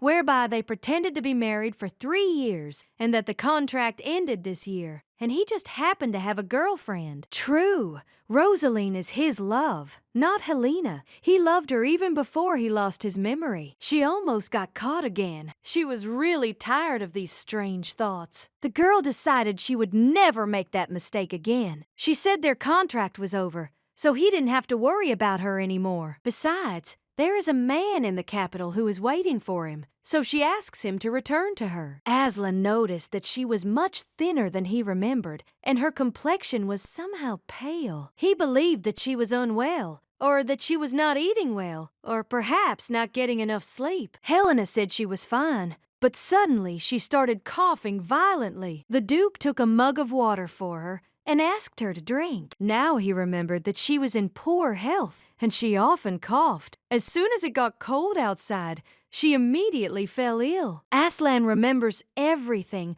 only when he is near her, but without her, his memory never returns. He would like to live here with her for a while. Helena was in complete shock. If he was near her, his memory would return faster, because they were already a married couple who lived in the same house. The girl began to dissuade him because, as she had already told her, they weren't a real couple. With us, the gentleman said, it doesn't matter to me whether I'm real or not. He must remember everything, but for this, he needs to be near her. Aslan knelt before his mistress and asked her to help him and allow him to stay. Meanwhile, Rosalind was trying to make something of herself. She was thinking about selling some clothes to buy firewood, and she'll need to buy some food. She tried asking her friends for help, but none of them helped her. These women said just look at her, because this village brat, without shame, stuck to a man who already had a wife. Now she realized that they had been kind to her, only to restrain Helena. Such an uneducated girl relies only on her appearance. She should be ashamed. After being expelled from the duchy, her position became even lower than Helena's. She considered all these people to be very vile. If she had been born into a better family, she wouldn't have been so pathetic. Suddenly, she heard someone enter. It was Glock. She stood up and became very angry when she saw him. Last time she ran away so arrogantly, and it was his fault, so he doesn't understand at all why she's in such a desperate situation now. Rosalind said that there was no point in him threatening her now, because it was already obvious. She was exiled here, so she has nothing to give him. The guy asked why she thought she had nothing to give him. He scattered her things and noticed there was still a lot of stuff there. Glock picked up a precious stone. Mama Sophia was simply delighted that the Duke really liked it. Aslan remarked that the apple salad was simply magnificent. He had never tried anything like it before. Aiden told him they'd grown those apples themselves. The young man offered him some apple jam bread. He brewed it himself and said that the gentleman could feel at home and indulge himself in everything. If anything was wrong, he could speak up immediately. Aslan said that he cannot sit idle. If they need help, then please contact him. But Mom didn't understand what kind of work he was talking about. He'd rather spend time with his wife. Helena even felt embarrassed. Well, Mom said that the gentleman had come such a long way, so she should show him the house. My brother agreed with my mother, because it was a common occurrence. The girl was very shy and sat there blushing. Aslan noted that he would really like to walk around the house, and he was interested in looking at the place where his wife lived. Helena was shocked when she heard him call her and point out that they were no longer a couple. Her entire family asked her if the appeal was important, since the Duke was their family's benefactor. They probably lived together before, so there was absolutely no reason to be embarrassed. Helena had no idea what was happening to them. Aiden's parents said they'd get Aiden's room ready while they explored the house. His brother said he'd sleep with his dad, and then Aiden began to leave and wished the sweet couple a good rest. Helena finally made up her mind and showed them where they needed to go to inspect the property. This used to be her father's office, but now it's her room. Her father cleaned it out so she could live here. After all, you can see lilac flowers from the window of this room. Father said he looked at those flowers every time he thought of her. Aslan noted that they seemed to have a good relationship with the family. Helena noted that this was all because they decided to have their daughter at a young age. They lived apart for almost 10 years. The Duke didn't quite understand what that meant. She said that was exactly how it had happened and couldn't believe he genuinely didn't remember. At the age of 10, she was kidnapped by Count Lorestan. When she escaped, she had nowhere to go, and the master took pity on her and married her, and then helped her start communicating with her real family. He believed that was why she called their marriage an arranged marriage. She didn't understand why, since he'd said he'd be married to her for 3 years. Until she comes of age, the gentleman became curious about what he would get in return. Helena said nothing, although she offered to give him all of Lorestan's inheritance. But he refused. The Countess's property that she inherited was an insignificant sum for him. Helena remarked that this was probably true. Aslan asked if this meant she offered him nothing but wealth. Helena confirmed this and said that he was simply too kind, which is why he felt sorry for her. After hearing her story, he couldn't refuse her. After all, Aslan is a merciful and compassionate man. The man was not sure about this and said that he would never have thought that people would talk about him like that. The girl was shocked and asked what it meant. Aslan is a businessman who does everything for profit, even doing charity work to maintain his image. And the Duke never does anything out of sympathy. Helena said that wasn't true because he was very kind to her. Even though they were just a fake spouse, he always took care of her. She had been happy for all these 3 years. Aslan noted that this meant only one thing. It seemed he loved her very much.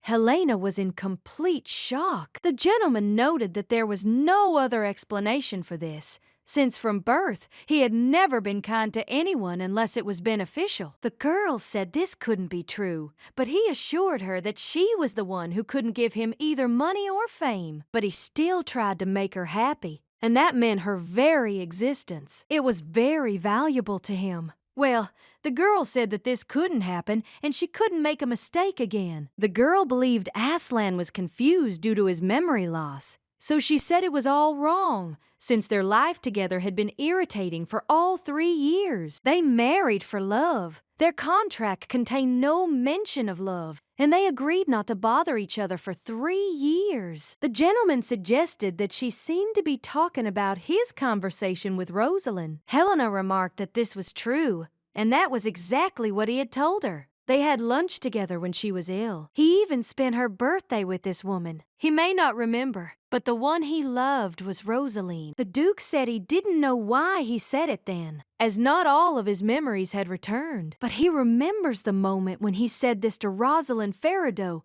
and these words meant nothing to him. During the 3 years that their contract lasted, they promised to love each other, so he was irritated, because during all this time she never once said that she loved him. Although he made her happy in marriage, he never asked her to spend her whole life with him. Helena had no idea what he was talking about. He was surprised that he had never told her he loved her. The girl said that it was so. The Duke asked if it was not in words, but in body. Elena didn't quite understand what he was talking about, but when she did, she shouted that they had never shared a bed. Although they slept together several times, it was only because they thought the servants suspected something. But other than that, they never shared beds, never even held hands. The gentleman remarked that he held his own well. Apparently, he gave up until she proposed herself. He had never confessed his love to girls and was probably embarrassed. The lady couldn't understand why he was talking such nonsense. Elena decided she shouldn't expect anything. After all,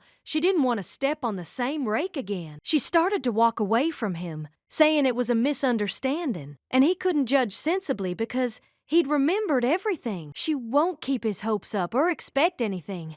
Not this time. When his memory returns, he'll realize he got it all wrong. Aslan noted that this was possible, so he should stay with her longer. Since he will be able to get his memories back, he asks her to allow him. The father and his son were preparing food. Aslan had already been in their house for 2 days and was also helping them. He fit right into their family. He'd ask Sophia if he'd kneaded the dough enough, and the woman would say, the Duke was doing just fine. The gentleman noted that another friend was needed, so he could bring one. Sophia was very grateful and asked her daughter to help the gentleman. Helena wasn't quite sure how she could help him, so she was at a loss. He'd be bored alone, so he suggested they go with him. Mom noted and said that they could take their time and spend time together. The girl was shocked that Duke Tordell knew how to chop down a tree. He does housework so well, even though he's never done it before. Aslan remarked that chopping wood was like practicing with a ball, and Helena later said that he was a good cook too. The man said that he was only repeating after someone else, and that he was not given anything difficult to do. Suddenly, a servant approached them and announced that he had brought him comfortable shoes and clothes. The gentleman was grateful because the clothes he lent him were too small and therefore uncomfortable, and he also asked if there was any news from the center. Because he's on vacation, Dalton has temporarily taken over his duties. All is well at home. The master said he could go. The servant asked him to call if he needed help, and in the meantime, he would go help Mistress Sophia with the dough. Helena asked him if Lady Rosaline was waiting for him at home. After all, that's exactly what she thought. The girl remarked that if she found out that he had been staying in his ex-wife's house for so long. Aslan pointed out that they were still officially married. Helena was shocked, as she'd left the divorce papers behind when she left. The Duke started changing his clothes right in front of her and said he had torn them. Selina was very embarrassed and turned away, asking him why he did that. The gentleman said that because he had no intention of divorcing her, and Rosalind Ferideau was his beloved. Aslan doesn't remember yet why he brought her home, but the one he loved was his wife. Even now, he wears this ring. For the past 3 years, Aslan has never taken off his wedding ring. But she heard rumors when she returned. She heard people saying that the ring the gentleman was wearing had another girl's name written inside it. They heard that the name was similar to the name of a flower, which meant it read Rosalind. This isn't certain, but they say it's not the Duchess's name. Helena was completely shocked when she heard that he could have something like that written on his ring. She realized he didn't need the truth, so Helena asked if he'd checked the name on the inside of the ring. Aslan was surprised to hear the name on the ring. The lady said that by looking at it, he would be able to understand exactly whom he loved. Aslan noted that she was indeed right and asked her to look too. Elena said he might not show it, or she might know Rosalind's name was there. But Aslan said it was Rayla. Elena was in complete shock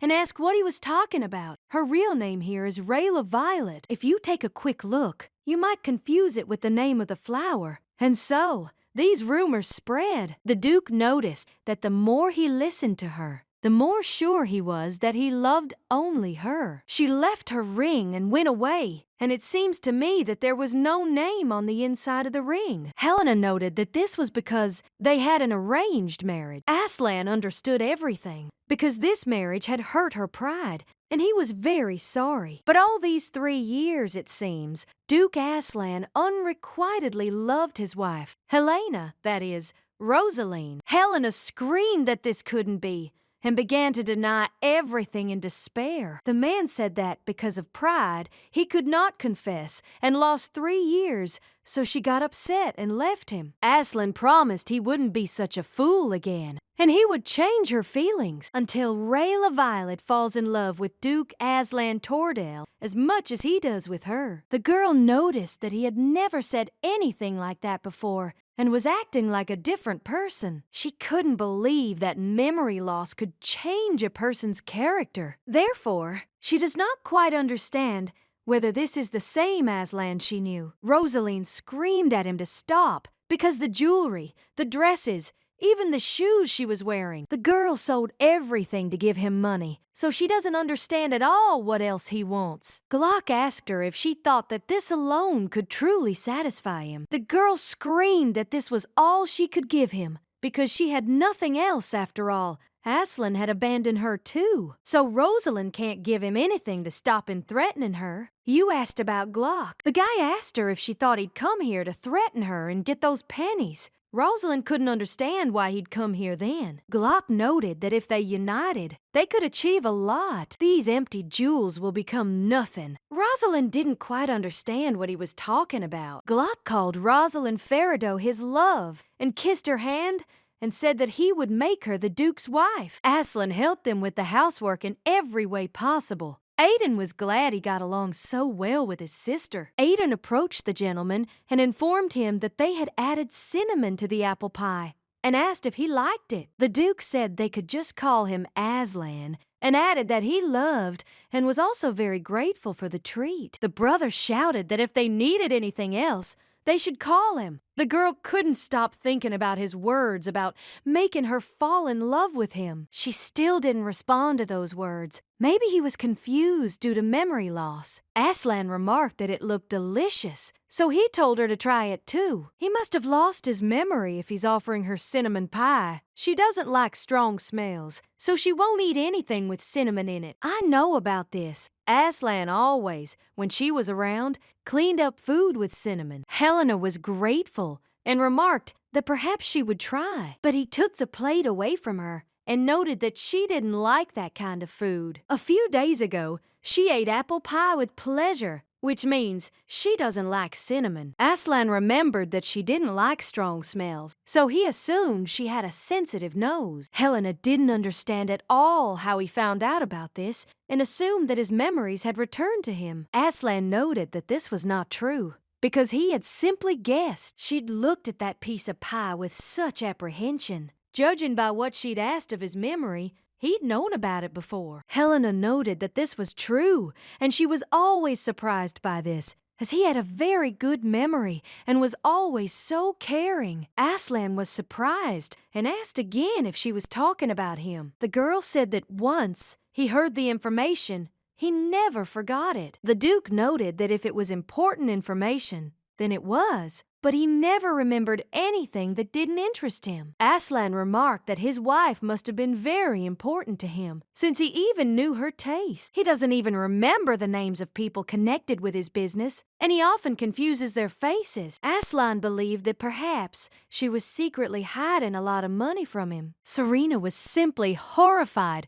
and couldn't understand how this could be. After which the man remarked that, in that case, he definitely loved her. It's a shame, of course, that his love was unconditional. Helena didn't even know what to say to him. The gentleman wondered if it was true she hadn't felt anything for him in the last 3 years. He was surprised that this had never happened. The lady did not know at all what to say and began to deny it and mumble. Aslan had no idea he was so unattractive. If he had known, he would have gained experience since childhood and learned to seduce women. He apologized for rushing things, because from now on he would study hard, so he was asking her for just one chance. Selena knew she didn't want to. Her foolish heart had to stop fluttering. After all, Aslan was simply confused because he had lost his memory. So the lady said they would talk when he regained all his memories. He might change his mind after all. She started to leave, and Aslan was a little upset. The mother asked the girl if she had slept well, then asked her to wait. Breakfast would soon be ready. My brother was already sitting at the table, and my sister was asking him how he slept. Aidan asked her if she could ask her dad if they could eat meat today. Meanwhile, the gentleman came in and asked her if she had slept well. Aslan also noticed that the air was very cold in the morning and evening, so he wondered if she had frozen that night. Helena remarked that she was fine. The gentleman remarked that this was excellent and added that he had chopped more wood, afraid she would freeze. The gentleman also said that he remembers that she was often sick and he looked after her. The girl was embarrassed, but decided that she shouldn't pay attention to his words. Otherwise, she'll suffer again when his memory returns. They received a newspaper. Helena said she would come out. Aslan was surprised that she was wearing such clothes, but the girl didn't care. The Duke asked her to wait and tell the gentleman that he would borrow his clothes. He approached the girl and asked her to put the thing on herself. But Helena said that it was summer outside, so she wouldn't freeze. But Aslan said that she had recently been ill, so she should be more careful. The girl couldn't understand how he knew she was sick. The gentleman said he thought he'd heard about it, but Helena had no idea where he'd heard about it. Behind him, the boy called out to Rayla. The guy was completely red and, after greeting them, noted that they had a guest. Helena greeted Hans and thanked him for the newspaper. He remarked that there was no need for it. After all, he is only glad to meet her again, because she still looks great today. Aslan asked him if he shouldn't have just handed over the newspaper and asked if he wasn't ashamed to get so brazenly close to the client. Hans was in complete shock and asked again what the gentleman meant. He doesn't argue. She's great, but he doesn't understand at all why the hell he dared to approach his wife. Hans began to apologize, as he hadn't known he was her husband. Helena had no idea what he was doing. Hans added that he was too tactless, so he walked away from there very quickly. The girl saw that the gentleman was very angry, and in horror she began to ask him what he had done. The Duke did not consider it normal that he was flirting with a client at work, and did not at all understand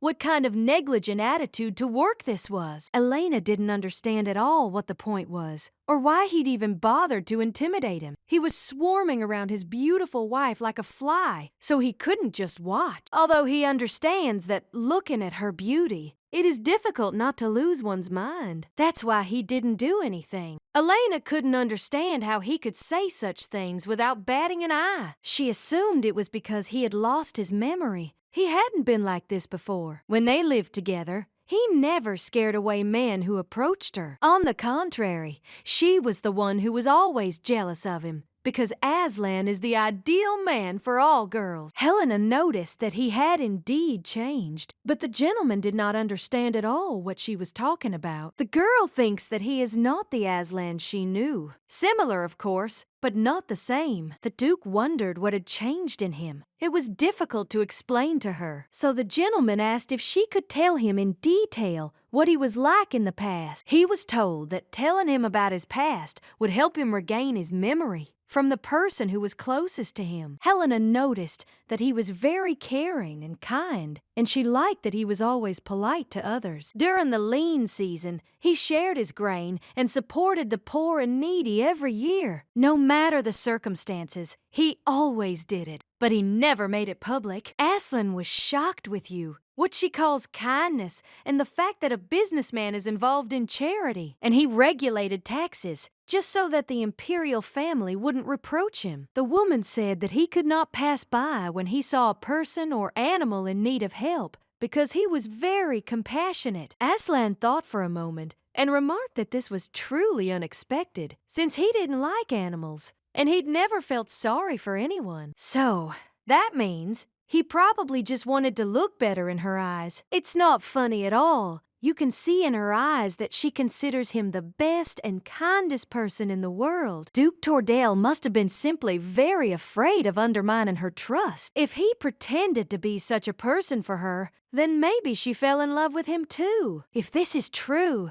then the last 3 years have not been easy for her. Aslan said that she had been deceived, because he had pretended to make her think so. Helena didn't quite understand what he meant. The guy said that in several years, his views could not have changed. He had put so much effort into winning her heart. Helena had no idea what he was talking about, because he had to speak so recklessly to me, because he still didn't remember anything. Aslan knows his true self better than anyone else. He is one of those who deceives others in order to achieve his goals. He spent these 3 years deceiving her because he was afraid she would leave, but still, he let her go. That's why he'll be sincere now. The gentleman is being honest with her, so he's interested in whether this upsets her. Helena always thought of him as a cool, confident man. But who is he? The man standing in front of her right now. Helena said that even if he didn't cheat on her, She would always consider him good. Aslan did not understand at all why his mistress thought this way. The girl said that someone who does good in order to appear better in front of their loved one should really be considered kind. Everything he did was done with care and respect for others. Aslan wondered if she now admitted that he loved her. The lady remarked that she said this because he called himself a bad person all those 3 years. And even now, he remains a good man to her. After these words, the lady ran away. Aslan realized that if she believed it, he must have been incredibly happy loving her. Rosaline didn't understand at all how he was going to make her a duchess, because Aslan didn't love her. This man abandoned her, so she does not understand at all how this one is going to make her Aslan's wife. Glock added that he knew Duke Tordel's main secret. These words surprised the girl, and she asked. The guy replied that if she used it, she could become a duchess. After these words, Rosalind became curious about this secret. Glock called her closer to him, and then he asked if she knew the Duchess's true identity. In fact, she is not Helena Lorestan. Rosalind was completely shocked and asked who she was then. Glock pointed out that her real name was Rayla Violet. She's the daughter of poor people. The girl was completely shocked when she heard about it. At the age of 10, she came to live in the Lorestan household as Helena. Rosaline asked if Aslan knew about this. Glock confirmed this and said that because of this, secrets would work to their advantage. He doesn't know what about the Duke, but Rayla Violet will definitely not be okay. As she knows, the Duke cared very much about his wife and asked if she thought he would let her suffer. If used weakly, she could become the new Duchess. Rosaline was delighted because she realized that she could really become a Duchess. Glock said that to do this, his loved ones simply need to trust him. Soon, everything they have will belong to Glock Lorestan and Rosalind Faridot. Aslan saw that his wife was getting ready to go somewhere, so he asked where she was going. Helena said she had one thing to do and would go out for a while and be back before dinner. The Duke asked if he could go with her too, but the girl refused. She noted that he had only recently recovered, so she thought it would be better for him to rest at home. Helena knew that if she went with Aslan, people might start talking about her. She said there was nothing interesting. She's just going to teach the children from church Polish. The gentleman was surprised and remarked that he didn't know she knew Polish. Helena noted that she had taught him before, but she didn't know him that well. The gentleman noted that her wife is too modest because she teaches the children the language, but says that the level is so-so. The girl noted that children are simply very smart and remember things well. Aslan said that he also knows Polish, so he could help. Of course, she knew that Aslan was good at Polish, like a native speaker. He must be bored. He hasn't been out anywhere for so long. Helena agreed, but noted that they would have to be careful not to reveal his identity. The man was completely in agreement and went to get ready. For some reason, she felt uneasy. No matter what tattered clothes he chose, it is obvious that he is a nobleman. Therefore, it is not at all clear whether they will be able to return home safely. The woman greeted Helena and asked her if she was going to teach the children. The girl greeted the gentleman and asked if Judy had left, but she had already left as soon as the sun rose. But before,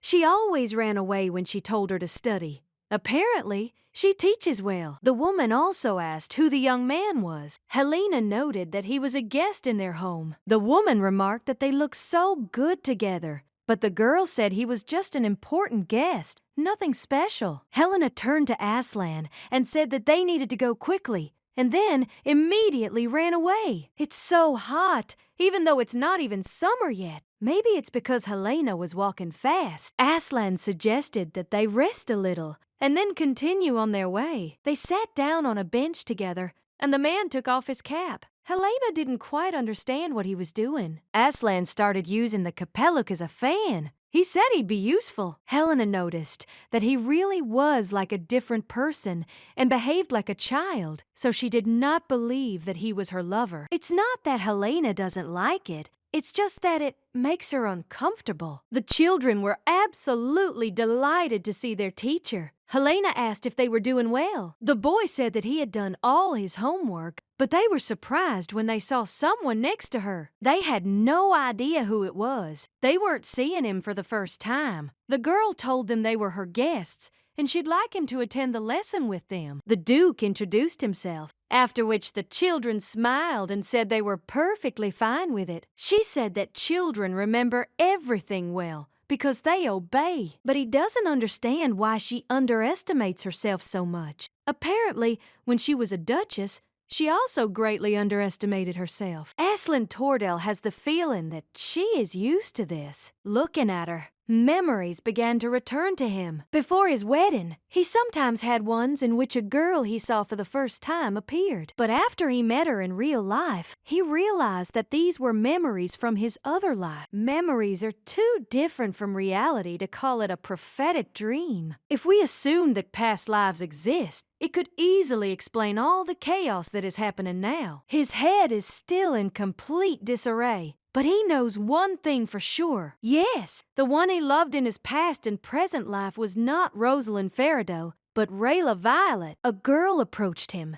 and, apologizing, asked what his relationship was with her teacher. Aslan said that if she kept it a secret, he would tell her. The gentleman whispered into the little girl's ear that they were married. The girl was absolutely delighted, and Helena didn't quite understand what he was talking about with her students. Mr. Metchet's office. He was very angry because he believed he should have dealt with Aslan Tordell once and for all then. He didn't think it was worth entrusting this to such idiots. They couldn't do anything properly. He will definitely begin to suspect them, his competitors, but for some reason he still hasn't done anything. Maybe he's up to something. Someone knocked on his door.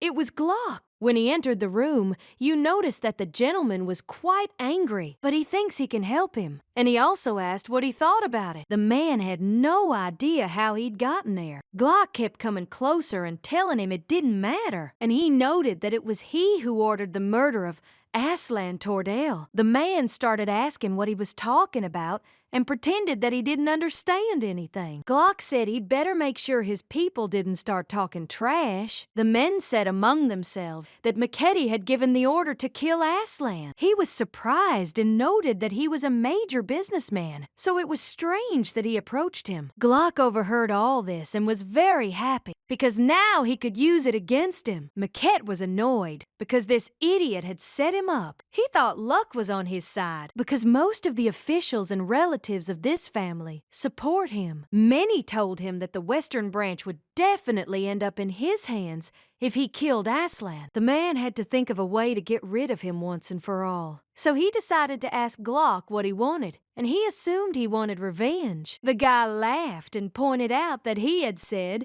that he would help him. The man was delighted and asked what he would do then. Glock said he would find out how to kill Aslan. If everything works out, the Western Branch will belong to him. Macketti, without thinking twice, decided to sign a contract with him. Rosalind didn't understand at all what to do, because if she agreed to help Glock, then he would probably make a duchess out of her. But he really will kill Aslan. Perhaps Aslan himself will understand everything. And if that happens, she'll be executed on the spot. Rosalind isn't going to risk herself over Glock. Rosalind washes her hands of it. Helena announced that the lesson was over for today. She added that they would meet next week. The children were a little upset and remarked that the weather was so nice today that they could go for a walk. The girl didn't understand at all what she should do, because she wasn't even officially their teacher, so she wasn't sure if she could accompany them. The pastor entered the room and asked what was going on. Helena told him she wanted to take the children for a walk. When the man heard about this,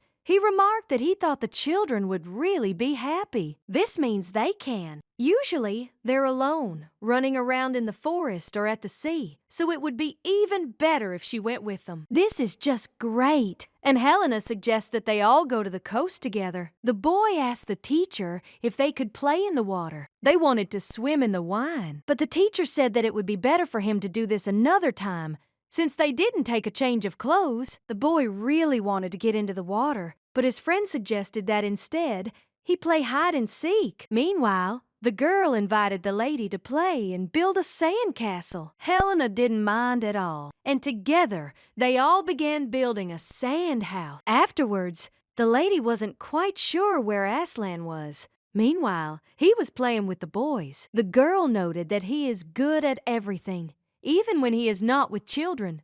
And she thinks that he will become a wonderful father, although she won't be able to see it in person. In 3 years of marriage, they never slept together. Officially, they shared one room and one bed, but Aslan never touched her. Moreover, he sometimes went away and slept on the sofa. The girl couldn't believe that he really hated her so much. She sighed heavily and realized that tomorrow she probably wouldn't be able to get out of bed. Aslan approached her and said that his throat was dry, so he asked if they had any water left. Helena handed him the bottle, and Aslan began to drink the water greedily. She became embarrassed, and strange memories began to come to her, as if she had never slept with him. Aslan took Helena's hand. Only she felt it. Only her heart was beating so fast she couldn't breathe. She asked him why he did it, but Aslan remained silent and moved ever closer to her. Aslan almost kissed her, but the boy interrupted them,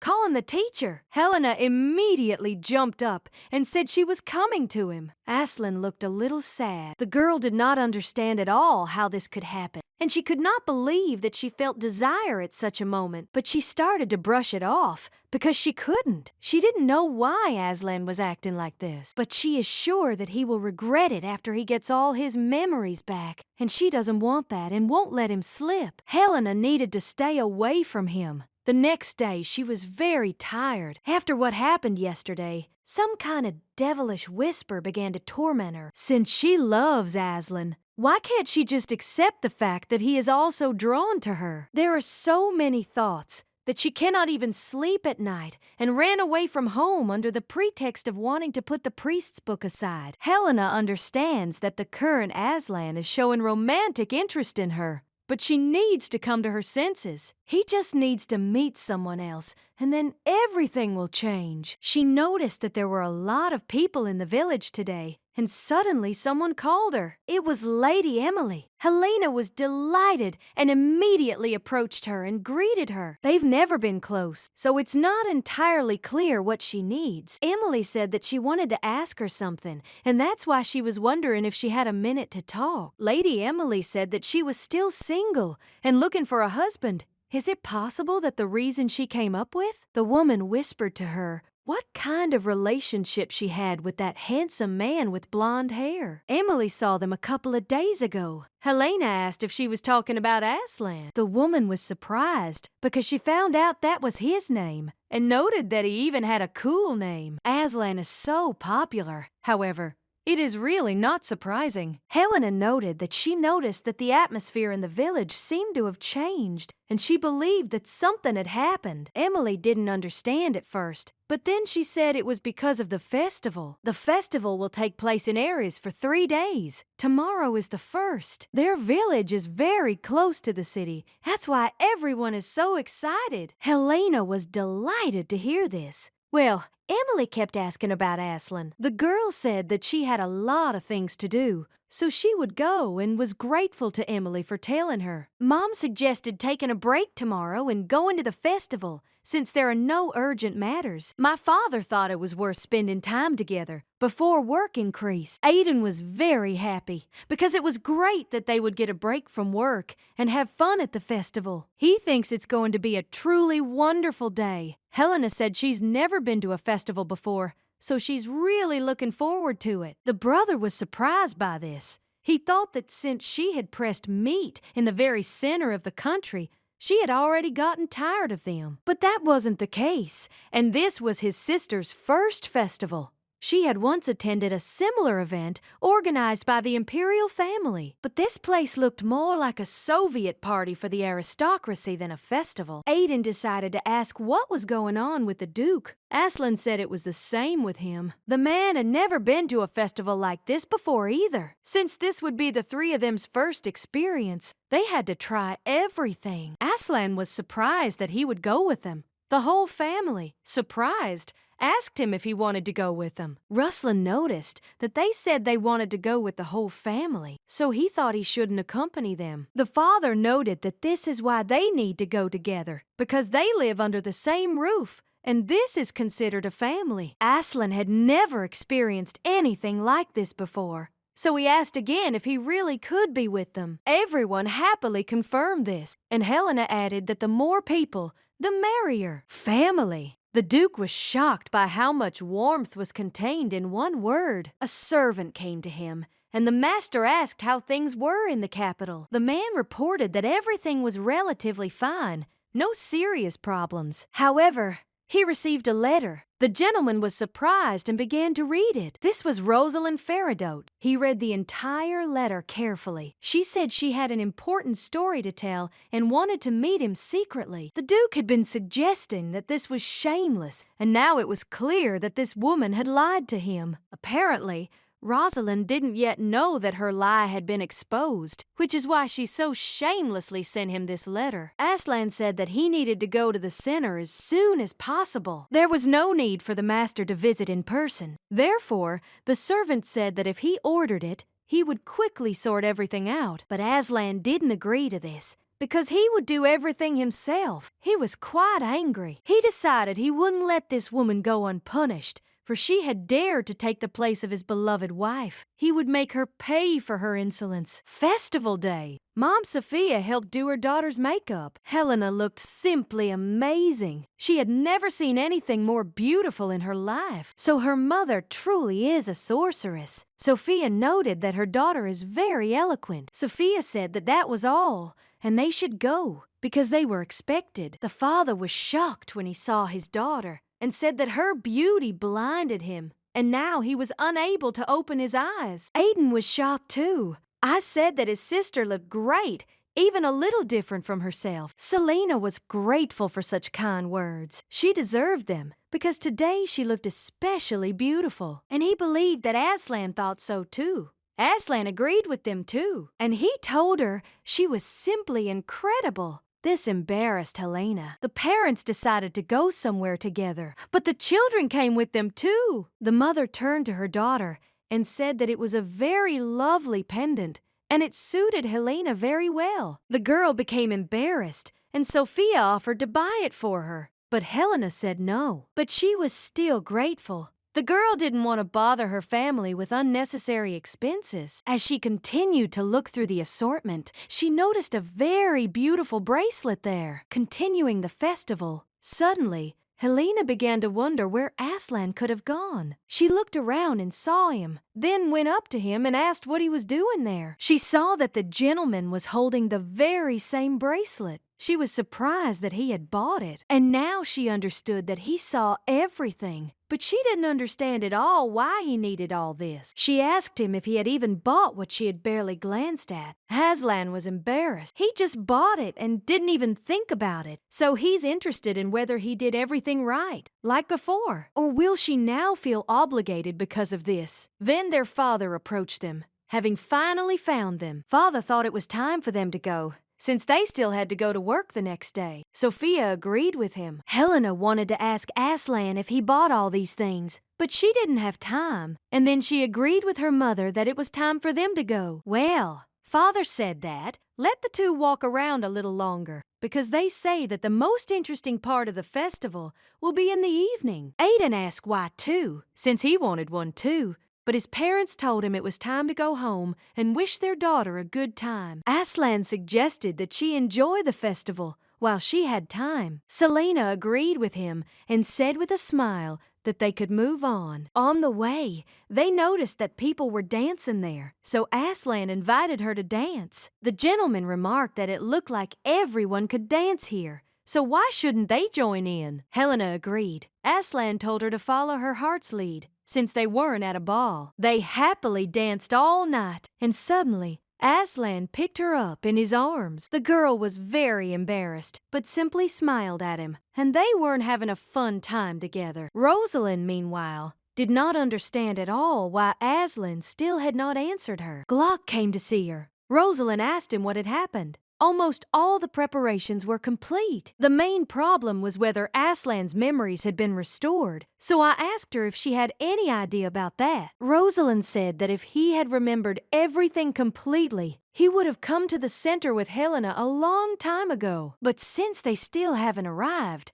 It must be that not all of his memory has returned to him. The man noted that there would be problems if it continued. Only if this guy remembers everything and cherishes his wife again will they be able to bring their plan to life. Glock thought he should speed up the process. Rosalind was shocked and confused. Helena's legs hurt from dancing for so long and so much. Well, overall, it was a lovely day. Suddenly, she noticed someone's handkerchief had fallen out. She called the man, and he asked her what was wrong. Helena said with a smile that he had dropped his handkerchief and handed it to him. The man was shocked, as he hadn't even noticed, and he was very grateful to the lady. He apologized and asked what lineage she was from. He only asked because he wanted to thank her later. Helena sighed and said that she lived in Ellawood, not far from here. Her family isn't influential enough to qualify as well-born. The man apologized,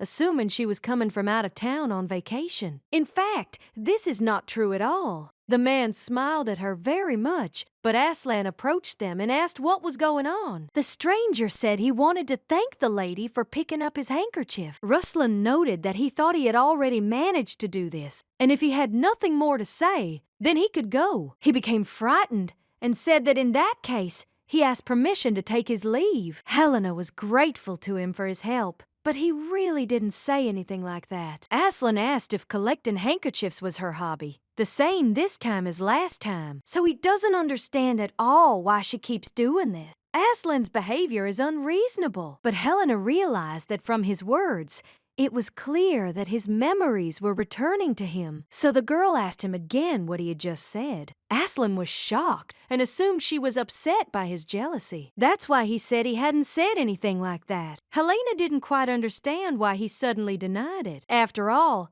he remembers everything, so she asked him if his memories were returning. Aslan just said that she had already picked up the handkerchief, which meant that he remembered their first meeting. The man didn't quite understand why she was suddenly asking this. He assumed she was asking him to speed up his memory and drive downtown. That's why he said that it wasn't so, because the words just came out of his mouth by accident. So now it's clear to him how they met, and it's so interesting. Helena asked if he really didn't remember anything. Aslan pointed this out, but I didn't understand why he'd lie to her. The girl made it seem strange, but he had already remembered that she had picked up the handkerchief he had injured. Therefore, it is completely unclear why he would lie if his memory returned. Perhaps he is embarrassed, and it was awkward, because he remembered his love for Rosalind. Perhaps Aslan really is lying, ashamed of what he's been denying all this time. If he remembers, he can return to Rosaline. Ruslan is a kind person, so he probably just doesn't want to offend her. Helena realized that even if he hadn't returned from his memories, they would still be able to be together for a little while. Aslan thought something had happened, but the lady said nothing of the sort. She must have doubts about him.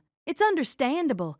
He needs to be extremely careful not to get caught in the future. Helena wanted to apologize to him, because she would have to pretend for a while as if she didn't know anything. She said that her family must be worried, so she suggested that he come back quickly. Helena started to fall. Aslan managed to catch her, and then asked if she was hurt. Helena simply tripped, and now everything is fine, so they can go. But Aslan said that they would not go, because he needed to make sure that she did not hurt her leg. He asked her to sit on the bench and began examining her leg. Helena tried to stop him. Aslan said that she had a lot of abrasions on her leg, so they needed to find a doctor. Well, the girl said she should just go home and treat them, but Aslan said that wasn't right, because she shouldn't be so careless about her health, because blisters may appear. The children looked at them and saw that the guy was kneeling in front of the girl, and suggested that he was proposing, or that he was her servant. Helena couldn't believe they looked like that to other people, and it was embarrassing. She said everything was fine and she'd take care of it herself, so she wants to go home and asks him to give her the shoe. But Aslan silently took her in his arms, which made her scared and very embarrassed. The Duke noted that the shoes were rubbing, so she shouldn't walk in them. He will deliver her safe and sound. She just needs to relax. In such a situation, she definitely wouldn't be able to simply relax. The very man who had been chatting so sweetly with her was watching. He wondered if they were lovers, and he supposed they were. He was actually quite handsome. He started to leave and asked if anyone was there. Because of the festival, he decided not to take his sword with him. But he doesn't understand at all why this is happening now. Someone grabbed his arm. He had no idea who the hell this guy was and was incredibly nervous. Helena wasn't sure they were heading towards her home, so she asked Aslan where they were going. The gentleman said she needed to see a doctor. Elena told him she just wanted to go home, but the Duke said that this was exceptional because first aid must be provided correctly. They arrived. Selena started to get up and leave, but the gentleman began to pick her up. The lady said she was able to walk there on her own. The gentleman remarked that if she continued to kick, they would both fall. The lady asked where they were. Aslan said they were in a place where she would definitely receive help. He opened the door and couldn't understand who had come to see him at such an hour. He wasn't pleased at all. Aslan asked if he was Gus Chester. The doctor was shocked when he saw his master. The Duke said that Oscar Lingston had told him that a lieutenant named Gus Chester lived here, and that he can come here if he needs anything, and asked if he knows that he has lost his memory. Chester said he was aware of the situation and said they could proceed. He asked that he call a doctor immediately. The man said that he would do it right away and asked if he was injured. Well, Aslan said that it wasn't him, but his wife who injured her leg. He understood him. A man who doesn't even remember his lieutenant's name can't give orders so naturally. As I thought, he probably already regained his memory and was just hiding it. Until it heals early, you should avoid contact with water if possible, and remember to apply the ointment every morning. Now the mistress must try to get up. Helena apologized to the master for making him worry over such trivial matters. Aslan said that she shouldn't apologize, and that it shouldn't be called a trifle. She's in pain, and he doesn't understand why she doesn't take care of herself at all. Helena was definitely in a lot of pain, so he doesn't understand why she's acting like that. The girl said it was really a small thing. The gentleman continued to ask her not to speak like that, and he urged her to take care of herself, and she reacted even to the little things. Gus Chester asked how her leg was and if everything was okay. Helena confirmed this and was very grateful for the kindness. Gus Chester suggested that it was getting late anyway, so he suggested that the gentleman stay the night and set off tomorrow when it was lighter. Helena said her family would be worried, so Aslan asked for a map to be prepared. After all, they were supposed to be back today. Gus Chester understood the master and immediately set about fulfilling the order. He also approached the servant and asked if he had received any messages from the center. Gus Chester confirmed this and said that he had recently given the latter to Oscar. If something urgent happens, it's best to hurry and go straight to Ellawood. He leaves the window at the end of the second-floor room open. They shouldn't waste time pondering whether the message is worth immediate consideration. After all, that's their business. Gus Chester understood his master and said that it would be done. Aslan suggested that the lady wait for the carriage, and Gus Chester didn't even know how to react to all this. He noticed that he was acting exactly the same as before, so he wasn't sure if he had really lost his memory. Aiden turned to his mom and dad and told them they had arrived. Mom was very happy to see her daughter and that they were already here. Helena came to ask if they had really been waiting outside all this time.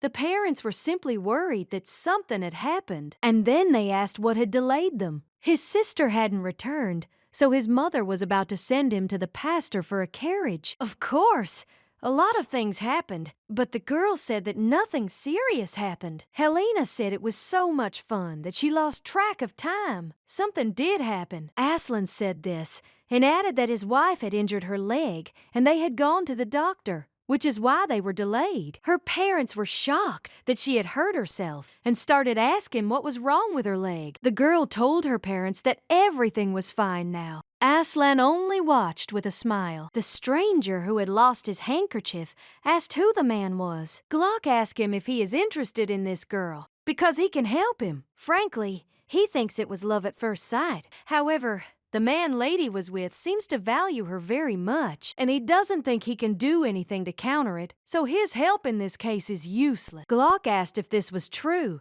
since his words differed somewhat from what he knew. In fact, these people don't like each other. The gentleman asked if he was sure about this. The man he had seen following him had been in an accident and lost his memory, and he believes that when he remembers everything, he will return to his beloved. In that case, he feels very sorry for that lady. Glock added that she had no idea that her ex-husband, who never loved her, had ever loved her. Aslan came to her, only to bring back her memories, and nothing more. The stranger asked what he was saying, and believed that he had come to the lady on purpose. And he asked again if they were married. Glock said yes, but now they were, so to speak, divorced. He came to her on purpose, and here one can guess that these two, as is known, were trying to develop warm feelings for each other. Glock asked him what he thought, since it was obvious that he was just using her. The gentleman asked Glock if he was sure that he didn't remember anything. Perhaps this man has already regained his memories. It's easy to check. Glock told his idea, and then asked how he liked the plan. Glock said he wished him luck, and started to walk away. He also hoped that things would work out between him and this girl, and he said goodbye. The stranger did not understand why he was helping him. The vision met for the first time, so he wants to know about it. Glock asked him not to feel obligated, as he genuinely just wanted to help. But in response, he asks him to write to him how everything went. Glock told Rosalind that everything was going according to plan. At this rate, she'd soon be a duchess. Rosaline was happy, which meant she'd been worrying for nothing. Glock really was going to make her a duchess and kill Aslan, but she doesn't understand at all why Aslan hasn't answered yet. If this continues, he might misunderstand everything. Rosalind can't allow this. Glock suggests that perhaps she should look for a wedding dress in advance. Or maybe it would be better to pick out the rings first. She sighed and said it was too early for that. They're not done yet, after all. Rosalind needs to figure out how to help Aslan without Glock finding out. The girl didn't understand at all what she should do, and suddenly remembered that perhaps she should go to Ellawood herself and check everything out. Glock asked again. Since Aslan wasn't answering, it would be better if she told him about this guy's plan in person. Glock stood up and said that he wanted to make sure, just in case, that she wasn't up to anything. Rosalind didn't understand what he was talking about, and Glock noted that he thought she'd forgotten something. Glock could reveal her secret at any moment, so stop forgetting your pretty head with all sorts of nonsense. She should just do what he told her. Rosalind immediately agreed and said that's how it would be. The girl did not understand at all what she should do now and how to act in this situation. 3 days later, Helena's leg was completely healed, and she was very happy about it. After all, her parents said that until her leg healed,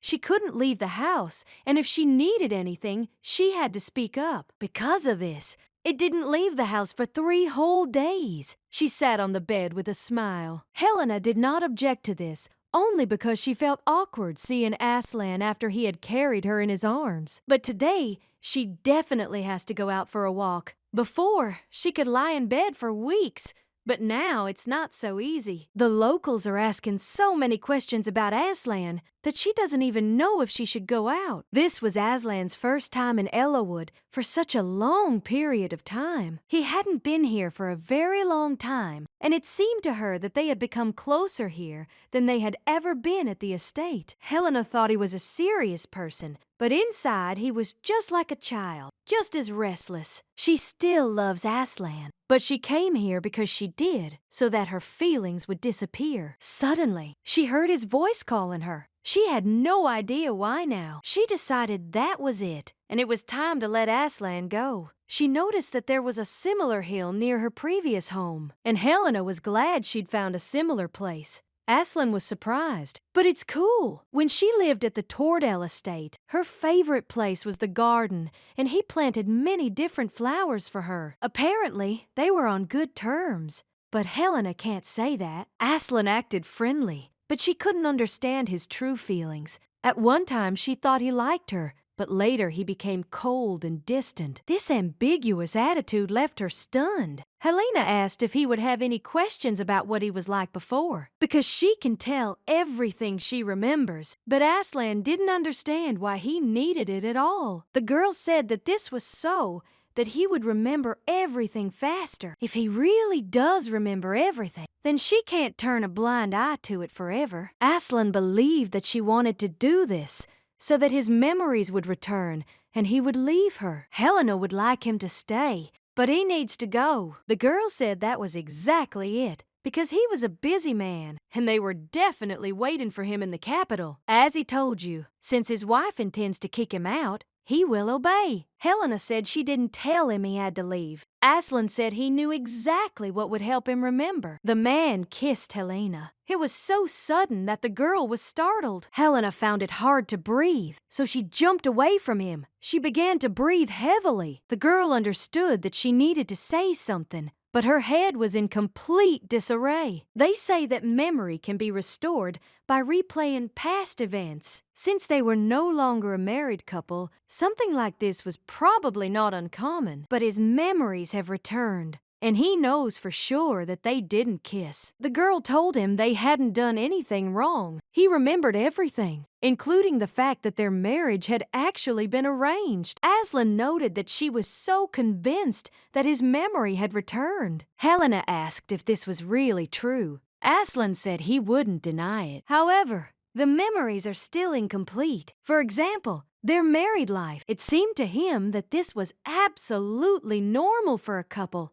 It was strange that they didn't do it. Aslan came here to share this with her, but it seemed like it was wrong. His assistant handed him the ring, and he said that it was sent to him by his maid. Helena noticed that it was her wedding ring, so she didn't understand at all what all this was for. The gentleman said that he wants their marriage to be real, because he loves her. Selena decided that this couldn't be true, and that she couldn't be liked by a person like Aslan. It was simply impossible. She is not a match for him. Aslan is more suited to a true protagonist. Even if his feelings were true, she is afraid, and it seems that he will change his mind after this, as the memories return. So she suggests that they talk to him about it when he remembers everything. Aslan agreed and said that if that was the case, in order to get an answer, he needed to quickly regain his memory. Helena was really waiting for the moment when Aslan would truly like her. Well, every time she saw him and Rosalind together, her hopes were dashed. Before his memory loss, Aslan showed no signs of emotion. Helena said that when his memories returned, his feelings might change. But Aslan, 3 salads in, said he would still love her. The girl said that couldn't be true, because he didn't love her before. And if I did, I still didn't show it. Aslan shouted that everything was wrong. If he suddenly lost his memory again, it would return to her, and he will love again. That's why he doesn't understand at all why she doesn't want to accept it. Glock said he was curious whether the gentleman had verified the information he had told him. Makeda confirmed this, and said that his people questioned everyone who might have known the real Helena Lorestan. He asked the lady who was close to her in childhood, and she said that the current woman is radically different from her younger self. According to her, Lady Lorestan was a completely different person as a child, from her facial features to her hair color and personality. Makeda asked what that meant. After all, they all change as they grow older. The servant agreed with him. They inquired about the situation from the staff working in the mansion. As soon as they heard the name, they refused to talk to them, and it was practically impossible to find out anything. But one lady agreed to share some interesting information. The current Duchess of Tordale is the mistress they were supposed to serve. Makeda asked what this meant. Recalling the rumors circulating at the time, one could make a few guesses. They say that Count Lorestan kidnapped girls, and all of them, according to rumors, were the same age as his daughter Helena, even looked like her. The lady added something else on this matter. The servant reported all this to the master with a serious face. At first, the maid was only happy to serve her mistress, but the problem was that different people kept appearing in her place. Who would have thought that the Duchess was only pretending to be an aristocrat? Makeda was very happy, because he had finally discovered Aslan Tordale's weakness. He asked, "How about you calling the noble lady and the maid as witnesses?" Glock said that if they added his words to this, they would simply have no choice. But the gentleman wasn't entirely sure how he'd learned about it. Come to think of it, He knew practically nothing about it. Gluck didn't think it was that important. The main thing was that he provided him with this information, and absolutely free of charge, so he doesn't have to worry, because he will never betray him. Maquette just needs to do what Gluck says. The gentleman understood him. The guy said that this was good, and in that case, they just needed to wait until Aslan's memory returned. Once they are sure that he has remembered everything, they will proceed to the next stage. In the meantime, the master must take care of Gluck. This surprised Maquette a little. After that conversation, Aslan began asking frequently about his past. This was supposed to help him regain his lost memories. Aslan asked his wife if he'd enjoyed it before. Helena wasn't sure, but sometimes, when he had time, he did do crosswords. The man began to believe she did too. Helena noted that this was indeed true, but not often. She hadn't been particularly interested in such things before, but after she joined him one day, she began to solve them on her own. Aslan was simply delighted that they had once spent time like this. It was fun, and she feels a sense of satisfaction if she manages to solve all the difficult problems. Once she sent her questionnaire to the newspaper and even won a prize. During their conversation, they talk more about her than about Aslan. However, she thinks it's sometimes useful to look back at her past. Aslan remarked that this was simply wonderful, and, by the way, he noticed that she spoke Polish quite well, so he wondered if he'd known about it before. She'd confirmed it, and there were times when they'd only communicated in Polish. Now that he thought about it, he knew she spoke the language. She wanted to tell him about her earnings, but Aslan told her to wait. He didn't know that she worked. Helena confirmed this. The gentleman couldn't believe he hadn't given her enough money in the past, but Helena said that wasn't true. Aslan assumed this meant she needed her own funds. To tell the truth, she just wanted to buy a gift with her own money. Aslan said he wouldn't have guessed. Surprisingly, it turns out she knows the language very well. Once, a publishing house offered her a collaboration, but the girl said she was just lucky. Moreover, they entrusted this work to her because they could pay less than professional translators. The gentleman asked her not to be modest. She says it's a simple lead, but if she hadn't taken the initiative and shown her skills, she wouldn't have had a chance. These high-quality translations are a huge loss for publishers. If you think about it, the fact that they continued to turn to her is significant. All it says is that her translation was definitely excellent. However, Helena agreed with him, and now she thinks that the problems of the past were not so insoluble. She'd never heard such words addressed to her before, and she was very happy. Their conversation gave her a pleasant feeling of peace, and then she asked him what was wrong. Aslan said he was angry with himself because he was such a fool. Had he ever said such things to her before? Helena began to tell him that he shouldn't think that way. Aslan said he didn't think she needed to be justified, as it was low of him. The girl remarked that he was being overly self-critical. They continued their pleasant conversation on various topics. Mother called her daughter and told her that Lady Garnet was looking for her. Helena was surprised and asked again. Mother told her that the woman said she had business with her. As Helena stood up, she thought that Lady Garnet knew her mother well, but they had never even met. The woman was very glad to see her, and Helena noted that she had heard that she had been looking for her. The lady confirmed this and said that she wanted to give her a letter. It was an invitation from Viscount Lancefield. The girl was surprised and asked again. The lady confirmed that it was indeed an invitation, and then she said that he would be glad if she visited him at his estate and asked him to read it and then make a decision. But Helena didn't know him, and asked the lady if she was sure that this letter was for her. The woman confirmed this and said that she had been asked to give it to a beautiful young lady with long brown hair who lived in Ellowood, and she's not sure they have anyone else like her. But Elena thought there were a lot of brunettes here. The mother noted that perhaps this invitation was really for her daughter, but it was completely unclear why such a high-ranking person had invited her to his place. I wonder what kind of person he is, if he invites a girl he has never seen before. The lady heard that he wanted to thank the lady, but Helena had no idea what it all meant. He said Lady had helped him during the festival. It hadn't changed Elena at all for her to do something so significant. And then she remembered that it was probably that man who had picked up the handkerchief. The lady asked if the man was a young, brown-haired man with green eyes and a handsome face. Aslan decided that he would never allow this to happen,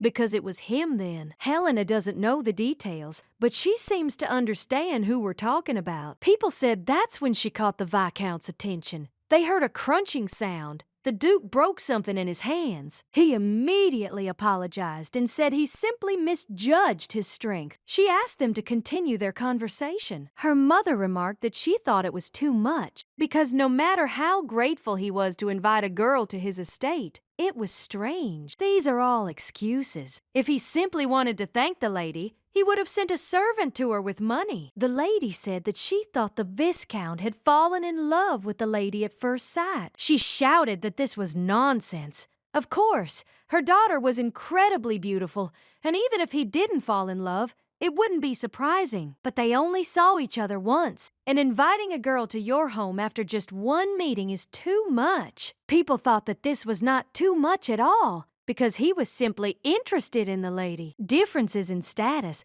aren't easy to overcome. When a nobleman starts a relationship with a commoner, it's not considered serious. Be that as it may, the higher the position of a person, the more judgment from others follows towards his other half. Even if ordinary people don't know this unspoken rule, the aristocracy certainly knows it. One thing to ruin his life and reputation, but it's another to treat his wife so frivolously. Aslan decided he couldn't let her go there. Her mother asked her daughter what she thought about it. Helena said she wouldn't go, especially if he'd invited her, because he was interested. The lady remarked that she still advised her to go if possible. Viscount Lancefield is not a bad man, and the villagers will be very glad if they have a misunderstanding with him. Most of the locals work for him. The girl realized that if she refused the invitation, her family could suffer. Sophia said that she didn't need to think about it. The lead was necessary only because of this. She shouldn't worry about her parents,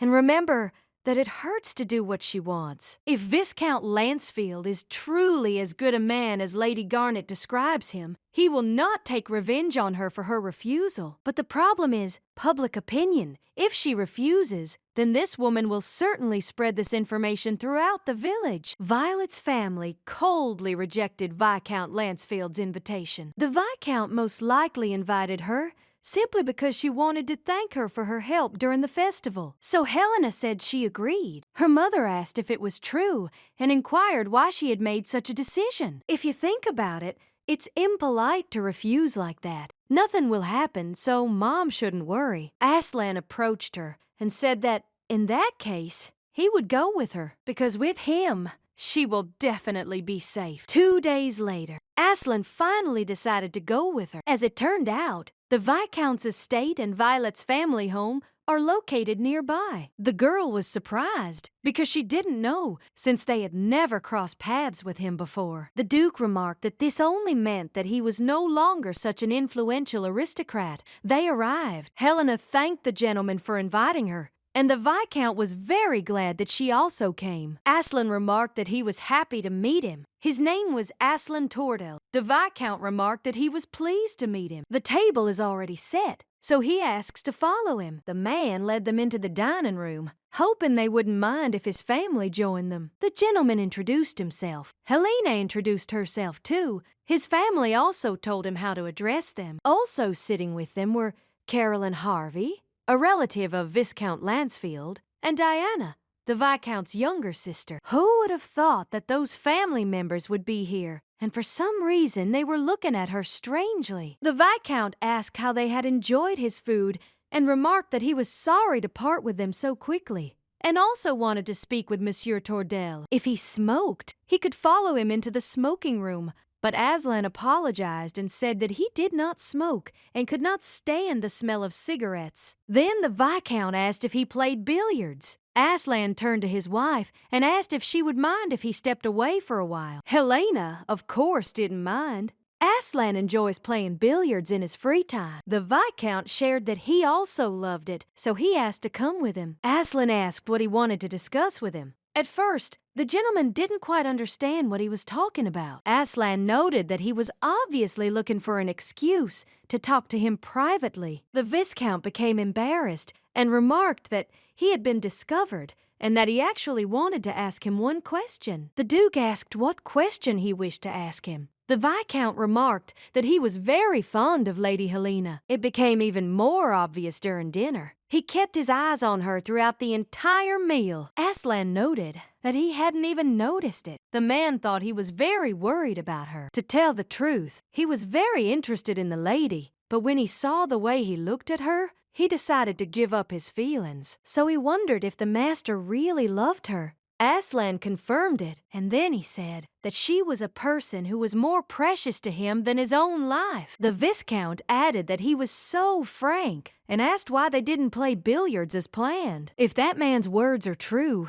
then before he lost his memory, Mr. Tordell did not love Helena, but another girl. But was it true that he had lost his memories? The Viscount wasn't yet completely sure of it. Now, Sister and Lady Harvey must carry out their part of the plan. The woman was a little tired, so she would leave them so that they, the young ladies, could chat in peace. Suddenly, one of the girls coughed and said that her brother said that this girl helped him, so she was interested to know what kind of person she was. And this was not at all what she expected. The other lady confirmed this as well. Elena noticed that it was Polish. Lady Helena realized that these people just wanted to make fun of her. Their Polish is quite poor. The woman flew in and said she had no education, so she probably doesn't understand them at all now. To put it bluntly, they speak at about the level of the children she teaches. Well, the girl decided that she shouldn't react to these ridiculous provocations, and she doesn't know what is the reason for this sudden hostility. But she was already accustomed to this kind of abuse. The women continued talking and looked at the girl like falcons. One girl said that a person's worth is determined from the moment they're born. Another remarked that this was such a remarkable idea and was shocked to learn that she was familiar with Petrosco's works. They're simply amazing. Therefore, she will remember her words and will definitely take them into account. As far as she knows, Diana has also inherited the superior intelligence that comes with their kind, and she will soon become just like her. But this girl is not at all, and she heard that her parents work in an orchard. Since they were born insignificant, they will never approach their greatness. That's why she feels so sorry for them. Helena didn't care that they were laughing at her, but they had no right to talk about her family like that. The woman asked if this lady had understood anything from their conversation. The other lady sighed. She remarked that she wouldn't be surprised if she could only make out her name from that phrase, and the other remarked that since there was no answer, she would have to repeat it again. The woman asked her if she had heard her and why she hadn't answered. Helena apologized. She understood a lot, but thought for a moment as she decided how to answer. She noted that it was impolite to mention someone else's mistake, but in some things they were seriously mistaken, and she could not ignore it. The author of the book Lady Caroline read was not Petraschu, but Patnageschu. The lady immediately became shy and didn't even know what to say. The girl added that Patnageschu's words should be understood in their context, but she would not go into detail. Look, she asked in horror if she had been ignoring them all this time. The Viscount laughed and remarked in vain that the gentleman was remarkably well versed in global economics and believed that he worked in the field of trade. Aslan pointed out that one could say that too. The man said he understood, and that he too had a small business. They've been trying here longer than he expected, so he thinks it's time for them to return to the living room. The Viscount, of course, was not against it, because it is not good to leave the lady for a long time. Aslan approached his wife and noticed that she seemed to have a slight fever, so he asked if everything was okay. Helena didn't understand at all how he knew, because it was a signal only for the two of them. Whenever she was ignored at social events, whenever Aslan saw it, he would finish her off under that pretext. Perhaps it's a coincidence, or perhaps he just remembered it. The girl wants to ask him about it right now, but there are too many prying ears here. So the lady said that everything was fine, but she thought that further communication might be difficult for her. Aslan noted that in that case, they had better go home. They thanked him for inviting them, and the Viscount said that he would have a carriage prepared for them. Helena also thanked him for his care and bowed to him. The Viscount turned to the lady and asked if everything had gone well, since he could not overhear their conversation from the other room. The lady noticed that she unconsciously got angry in the middle, but overall, everything was as he said. He said, "Uncle, that she has a slight fever, and that means that your man's words were true after all." Whenever Lady gets into trouble at a social event, he comes up to her and tells her she has a slight fever. Then all that's left to do is say that Aslan's memories have returned. But he made it clear to him that Aslan does not love his wife, so there is an inconsistency. This is different from what Glock said, but his gaze, only a deeply loving person can look like that. This kind of feeling can't be faked, so it's not clear what's going on, and maybe Glock was just using it. Be that as it may, he is completely confused because these two obviously love each other. The Viscount finally realized he had no chance. You, lady, asked what was wrong with him and assumed there was some kind of problem. But he said that wasn't true and thanked them for their help. Then he said it was time for him to leave. It was probably thanks to him that he would be able to surrender. But first, he decided to report the results. Glock was very happy. Rosalind did not understand at all what was happening to him and why he was smiling. He noted that it seemed their plan was nearing completion. All this time, she hadn't had the opportunity to tell Aslan about Glock's plan. Glock asked why she stood up. The girl did not quite understand what he wanted from her. Glock told Rosalind that it was time to write a letter to Aslan Tordell. Maybe Helena was mistaken. She might have simply accidentally let him know about their secret signal. But she decided that there was no point in denying it any longer and decided to inform Islam that she would like to ask it something. The gentleman asked what was wrong. The woman asked him to tell her the truth. Whoever it is, he will answer any of her questions honestly. Helena fell silent. Helena wondered if his memory had returned. She asked since when, and assumed he had been lying from the very beginning. Aslan did not understand anything, and the girl asked him why he pretended to have lost his memory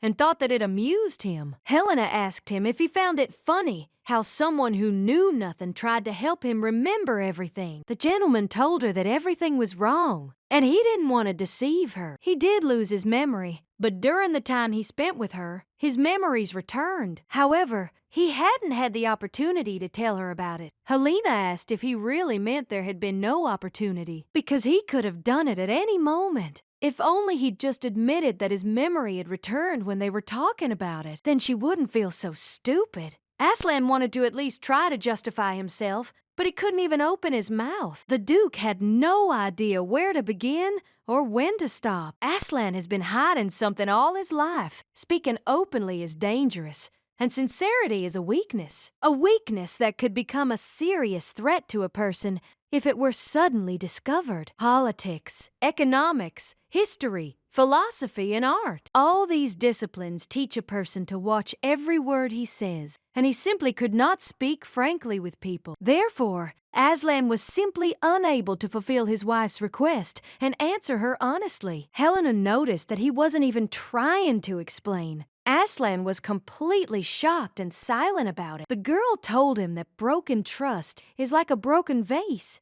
You can glue it back together, but the marks will still remain, and at any moment it could break again. Aslan didn't even know what to say in such a case. Then they arrived, and Aslan offered her his hand so that she could get out of the carriage, but the girl turned away and got out herself. Helena announced she was home. Her parents happily asked how the meeting with the Viscount had gone, but the girl apologized and said that she wanted to rest a little. The father thought something had happened, but his wife didn't even know what to say about it. Sophia hoped nothing serious had happened. Elena entered the room and immediately plopped down on the bed as she was so tired. She doesn't want to think about anything. Sophia asked Aslan if the Viscount had offended her in any way. Aslan noted that not at all. But the father did not understand why his daughter behaved this way when she arrived. Aslan stood up at the table and said that he would go and look because he heard some strange sound. But when he opened the door, he found nothing. But when he looked over, he saw he had received a letter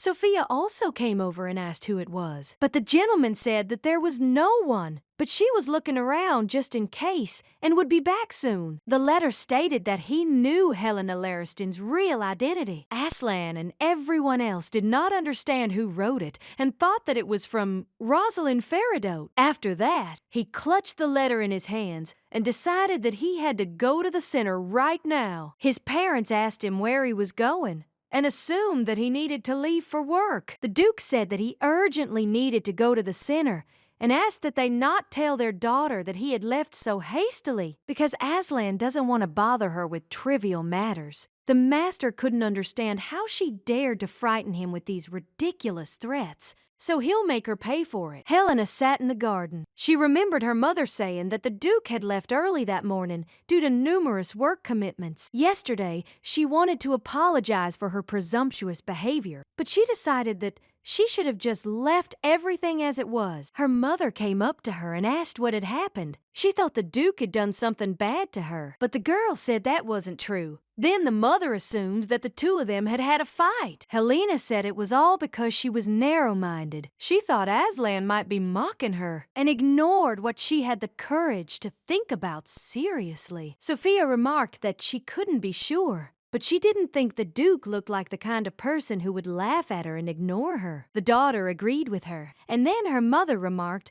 that she thought she and the Duke were very similar. Aslan was too different a person to compare him to her, so she didn't quite want to believe it, to the point that the comparison begins to seem pathetic. Sophia noted that they were both too attentive to each other and didn't take care of themselves at all. And as it seems to her, the Duke may pretend with everyone else, but towards her, he is always sincere. Mom asked her to think about who was the reason they were living so well now. Helena remarked that it was just a favor from Aslan, but her mother said that wasn't true and that he did it because he cared about her. If he had simply felt sorry for them and tried to help them, he would have simply given them a house. But the Duke continued to take care of them until they settled here, and he provided them with a garden so that they could continue to work. And how did he send them letters asking how they were doing and if they were experiencing any inconveniences? If he didn't care about her, then she wouldn't think that he would help strangers like that. Mom decided to say, finally, that if she didn't believe in this,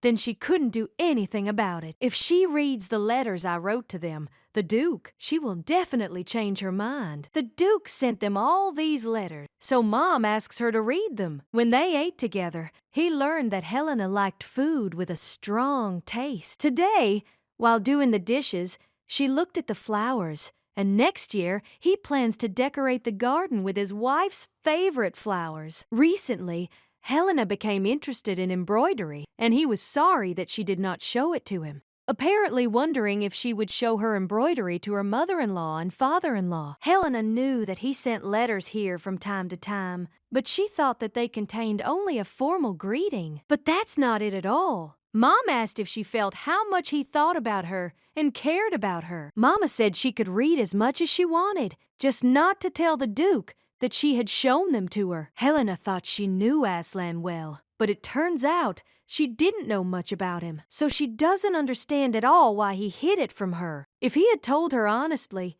everything would have been different. She remembered her mother's words about how similar she and he were. It wasn't that he hadn't said it, he just couldn't bring himself to tell her. Failure to speak honestly about one's feelings and the negative representation of another person's feelings makes a person feel afraid and ultimately prefers to avoid this person, despite his eyes. Helena noted that I was saying that the spouses were similar to each other, but she did not understand at all how they became similar in the first place. However, she feels that she can now discuss everything honestly with Aslan. The Duke came to see Rosalind Feridote. She greeted him joyfully, and then she noticed that until that moment, he had not contacted her in any way, and now he had arrived. Aslan asked her right from the door if she'd sent the letter to Ellawood. Rosalind remarked that she had, and it seemed it had arrived safely. The man had no idea what she was planning. The woman said it was exactly as written in the letter. Rosalind knows the real identity of his wife, Helena Lariston. And then she asked him What would happen if this secret became known to everyone? Posing as a noblewoman is a serious crime, so Helena will likely find herself in some danger. Aslan decided to ask who she got this information from and how she knew that his memories had returned. After all, his letter would have been meaningless if his memories had not been restored. There was no way Rosalind could have figured this out on her own, so he assumes that Gluck Lariston told her about it. The man remarked that he should have taken care of it earlier. Rosalind said that if he fulfilled her request, this information would not go anywhere. Aslan agreed and ordered her to say what she wanted. Rosaline said that she wanted him to marry her. In that case, she will keep this secret for the rest of her life. Such threats won't work on Aslan. But what if she admits that Gluck forced her? The Duke asked if these conditions were final. If he made her a duchess,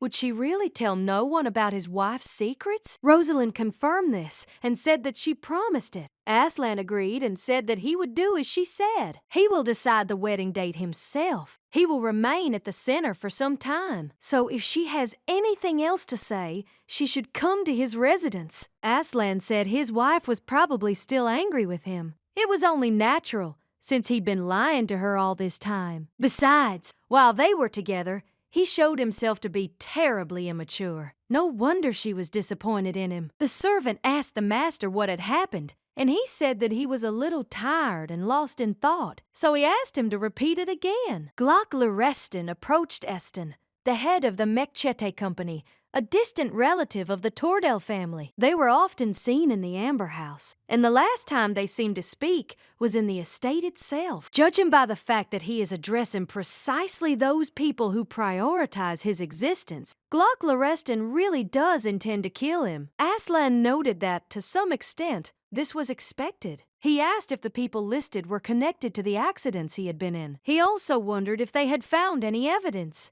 The servant apologized. The gentleman ordered an even more thorough investigation into Eston and Gluck Lariston. The servant was surprised and asked if he really thought that they had staged the accident. Eston is ready to do anything to make Mechete the #1 company in its industry, and he considers those who do not help him in this endeavor useless. And he doesn't understand why such a person would team up with Gluck, an aristocrat without influence or money. There must be a reason why Aston couldn't turn down Gluck's offer. Aslan said they must find out what this reason was. The servant understood him. However, he understands that he is meddling in something that is none of his business, but he asks not to worry so much about his wife, because Gus Chester stayed there and is looking after the lady. Judging by the fact that no news has come in, she is now in Ellawood. The butler informed the gentleman that he had a guest. Aslan wasn't quite sure who it could be. Helena jumped out from behind the door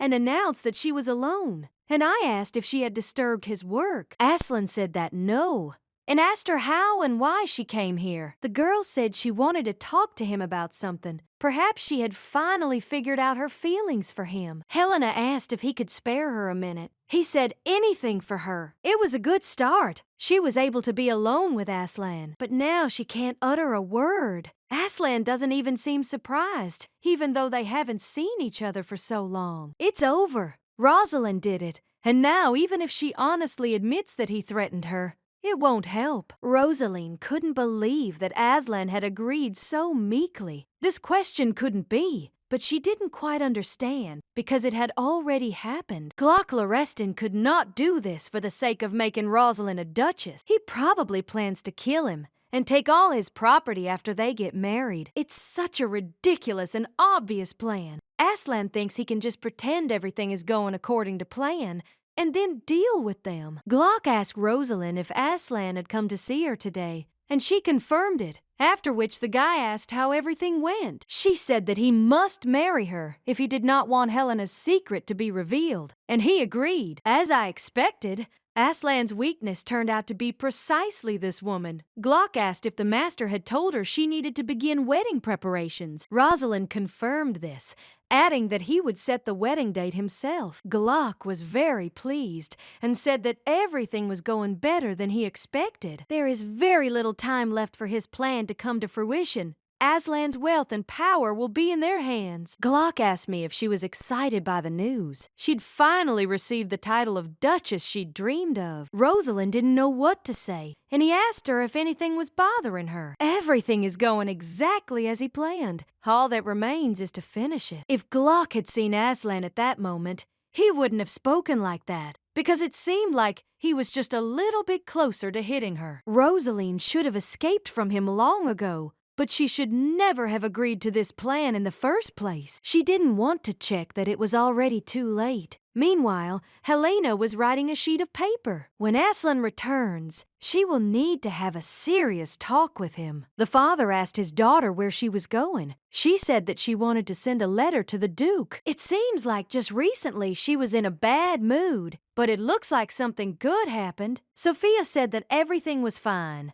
It was just that the misunderstandings that had been building up over time had finally been resolved. A few days later, Hans came to her and explained that they hadn't seen each other for a long time. Helena was glad to meet him. The guy gave her today's edition of the newspaper and a letter addressed to her. The girl was beaming with happiness and very grateful to him. Finally, a reply from Aslan had arrived. Hans was surprised with you that her companion was not here today. The girl said that he had some business to attend to, so he left for a while. Hans said that in that case, he would be leaving already and would be glad to see them again. Helena asked him to be careful on the way back. She gave her father today's issue, and he was very grateful to her. Helena was very interested in what Aslan had answered, and she thought that he would probably return soon. The gentleman apologized and said that urgent matters had arisen, and therefore he believed that he would not be able to come to her soon. Because of this,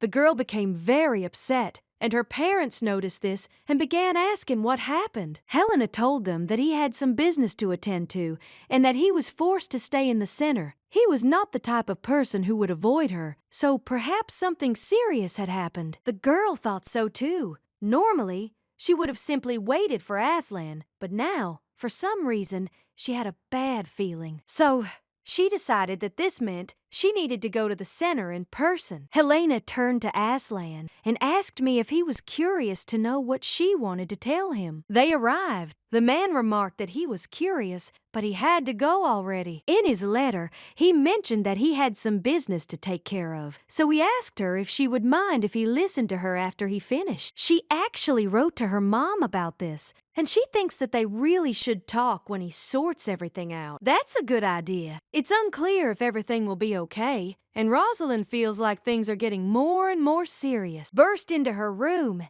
and she asked him what was going on and what had happened. The guy said that Helena had arrived in the center and was now at the Duke's estate. Rosaline was surprised that she asked again. She thought Aslan had called her, and perhaps he was going to tell her everything. But she thought that he wouldn't do such a thing. Even when Aslan brought her to the mansion for the first time, he didn't tell her anything. Even if he did decide to share this with her, she still wouldn't be able to influence the situation. Glock doesn't know why, but she's here. But if that happened, they could be in trouble. Aslan has to give up on Mary and me because of her, so he should meet her. Rosalind was shocked and asked what it meant and hoped that he did not intend to harm her. She screamed that if he did that, Aslan would definitely not sit idly by. Glock asked her if she really thought he would do such a stupid thing. Glock will take care of everything, so Rosalind just has to sit and wait. Still, Glock isn't one to be truly quiet. That's why the girl is sure that he will definitely do something to Helena. Aslan asked Helena how she came across this store. Noble ladies rarely frequent such places. Jana told her about it. She said that you can find a lot of beautiful jewelry here. Aslan remarked that it was like a treasure hunt, and if she liked something,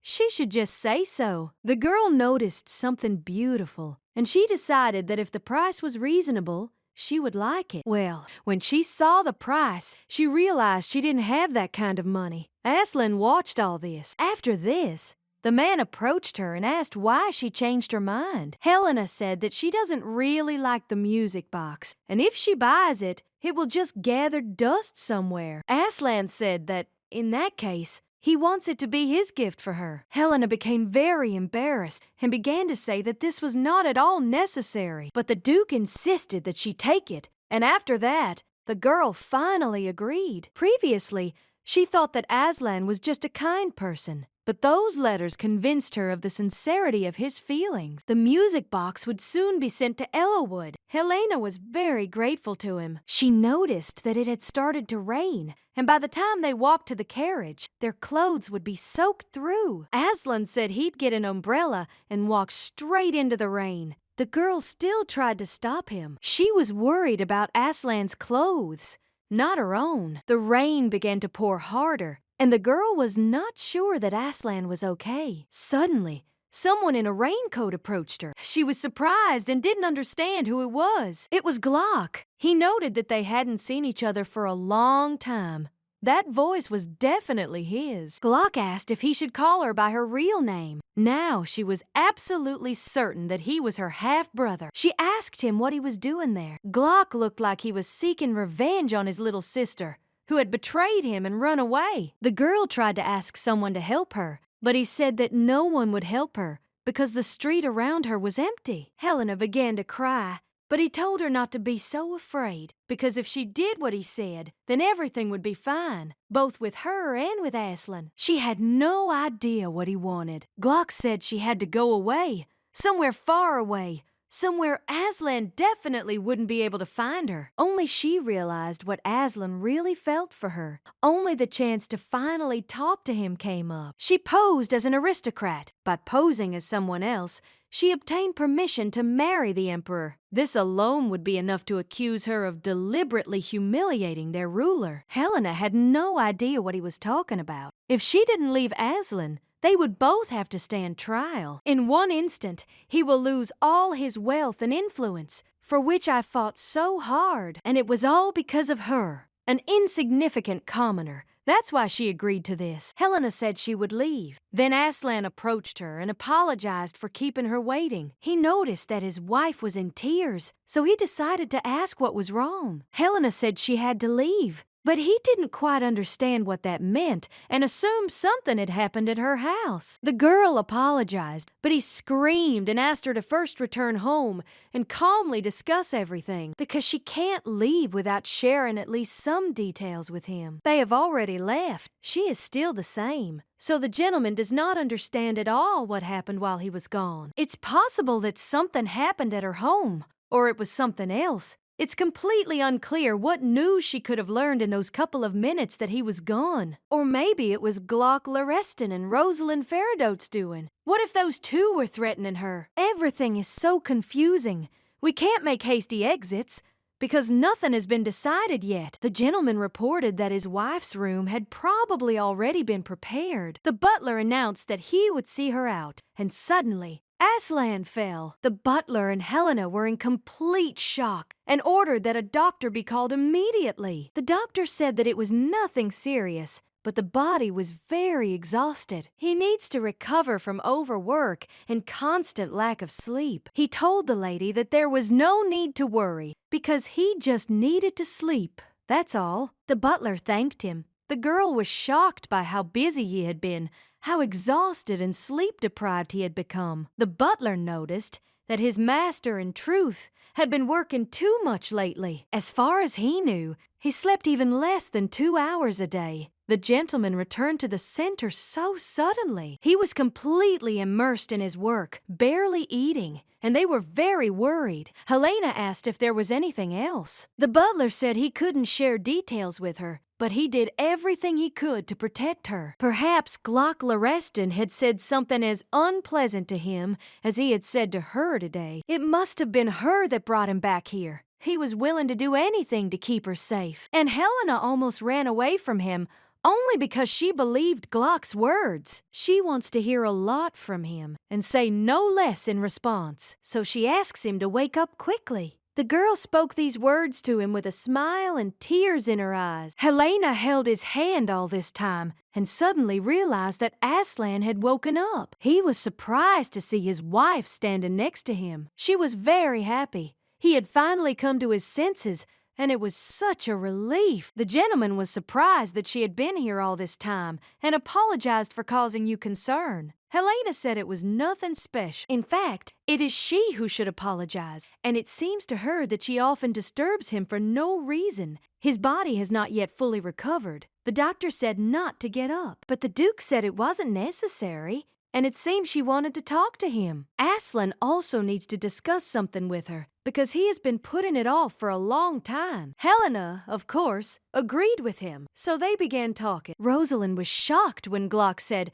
Aslan had fallen. The boy confirmed it. He noted that this was not the right time, because everything would have been more complicated if she had listened to him right away. But now she definitely would not leave. He needed to act sooner. Rosalind said she couldn't go on like this. Glock, horrified, asked what this meant. Rosalind screamed that she was no longer going to participate in his game. Rosaline doesn't want to be a duchess where she's tired, and she doesn't like that he's dragging her into something terrible. She wants to go somewhere where no one knows her, live quietly and do nothing. Glock approached her and asked what she was talking about, and then he threw her on the floor and said that his head was about to explode. And on top of that, she was throwing tantrums. Glock sat down next to her and told her not to bother him and just do what he told her, just like she had been doing up until now. Rosalind decided to grab the vase and hit him, but the guy noticed it, but did not have time to react. Helena asked if he remembered.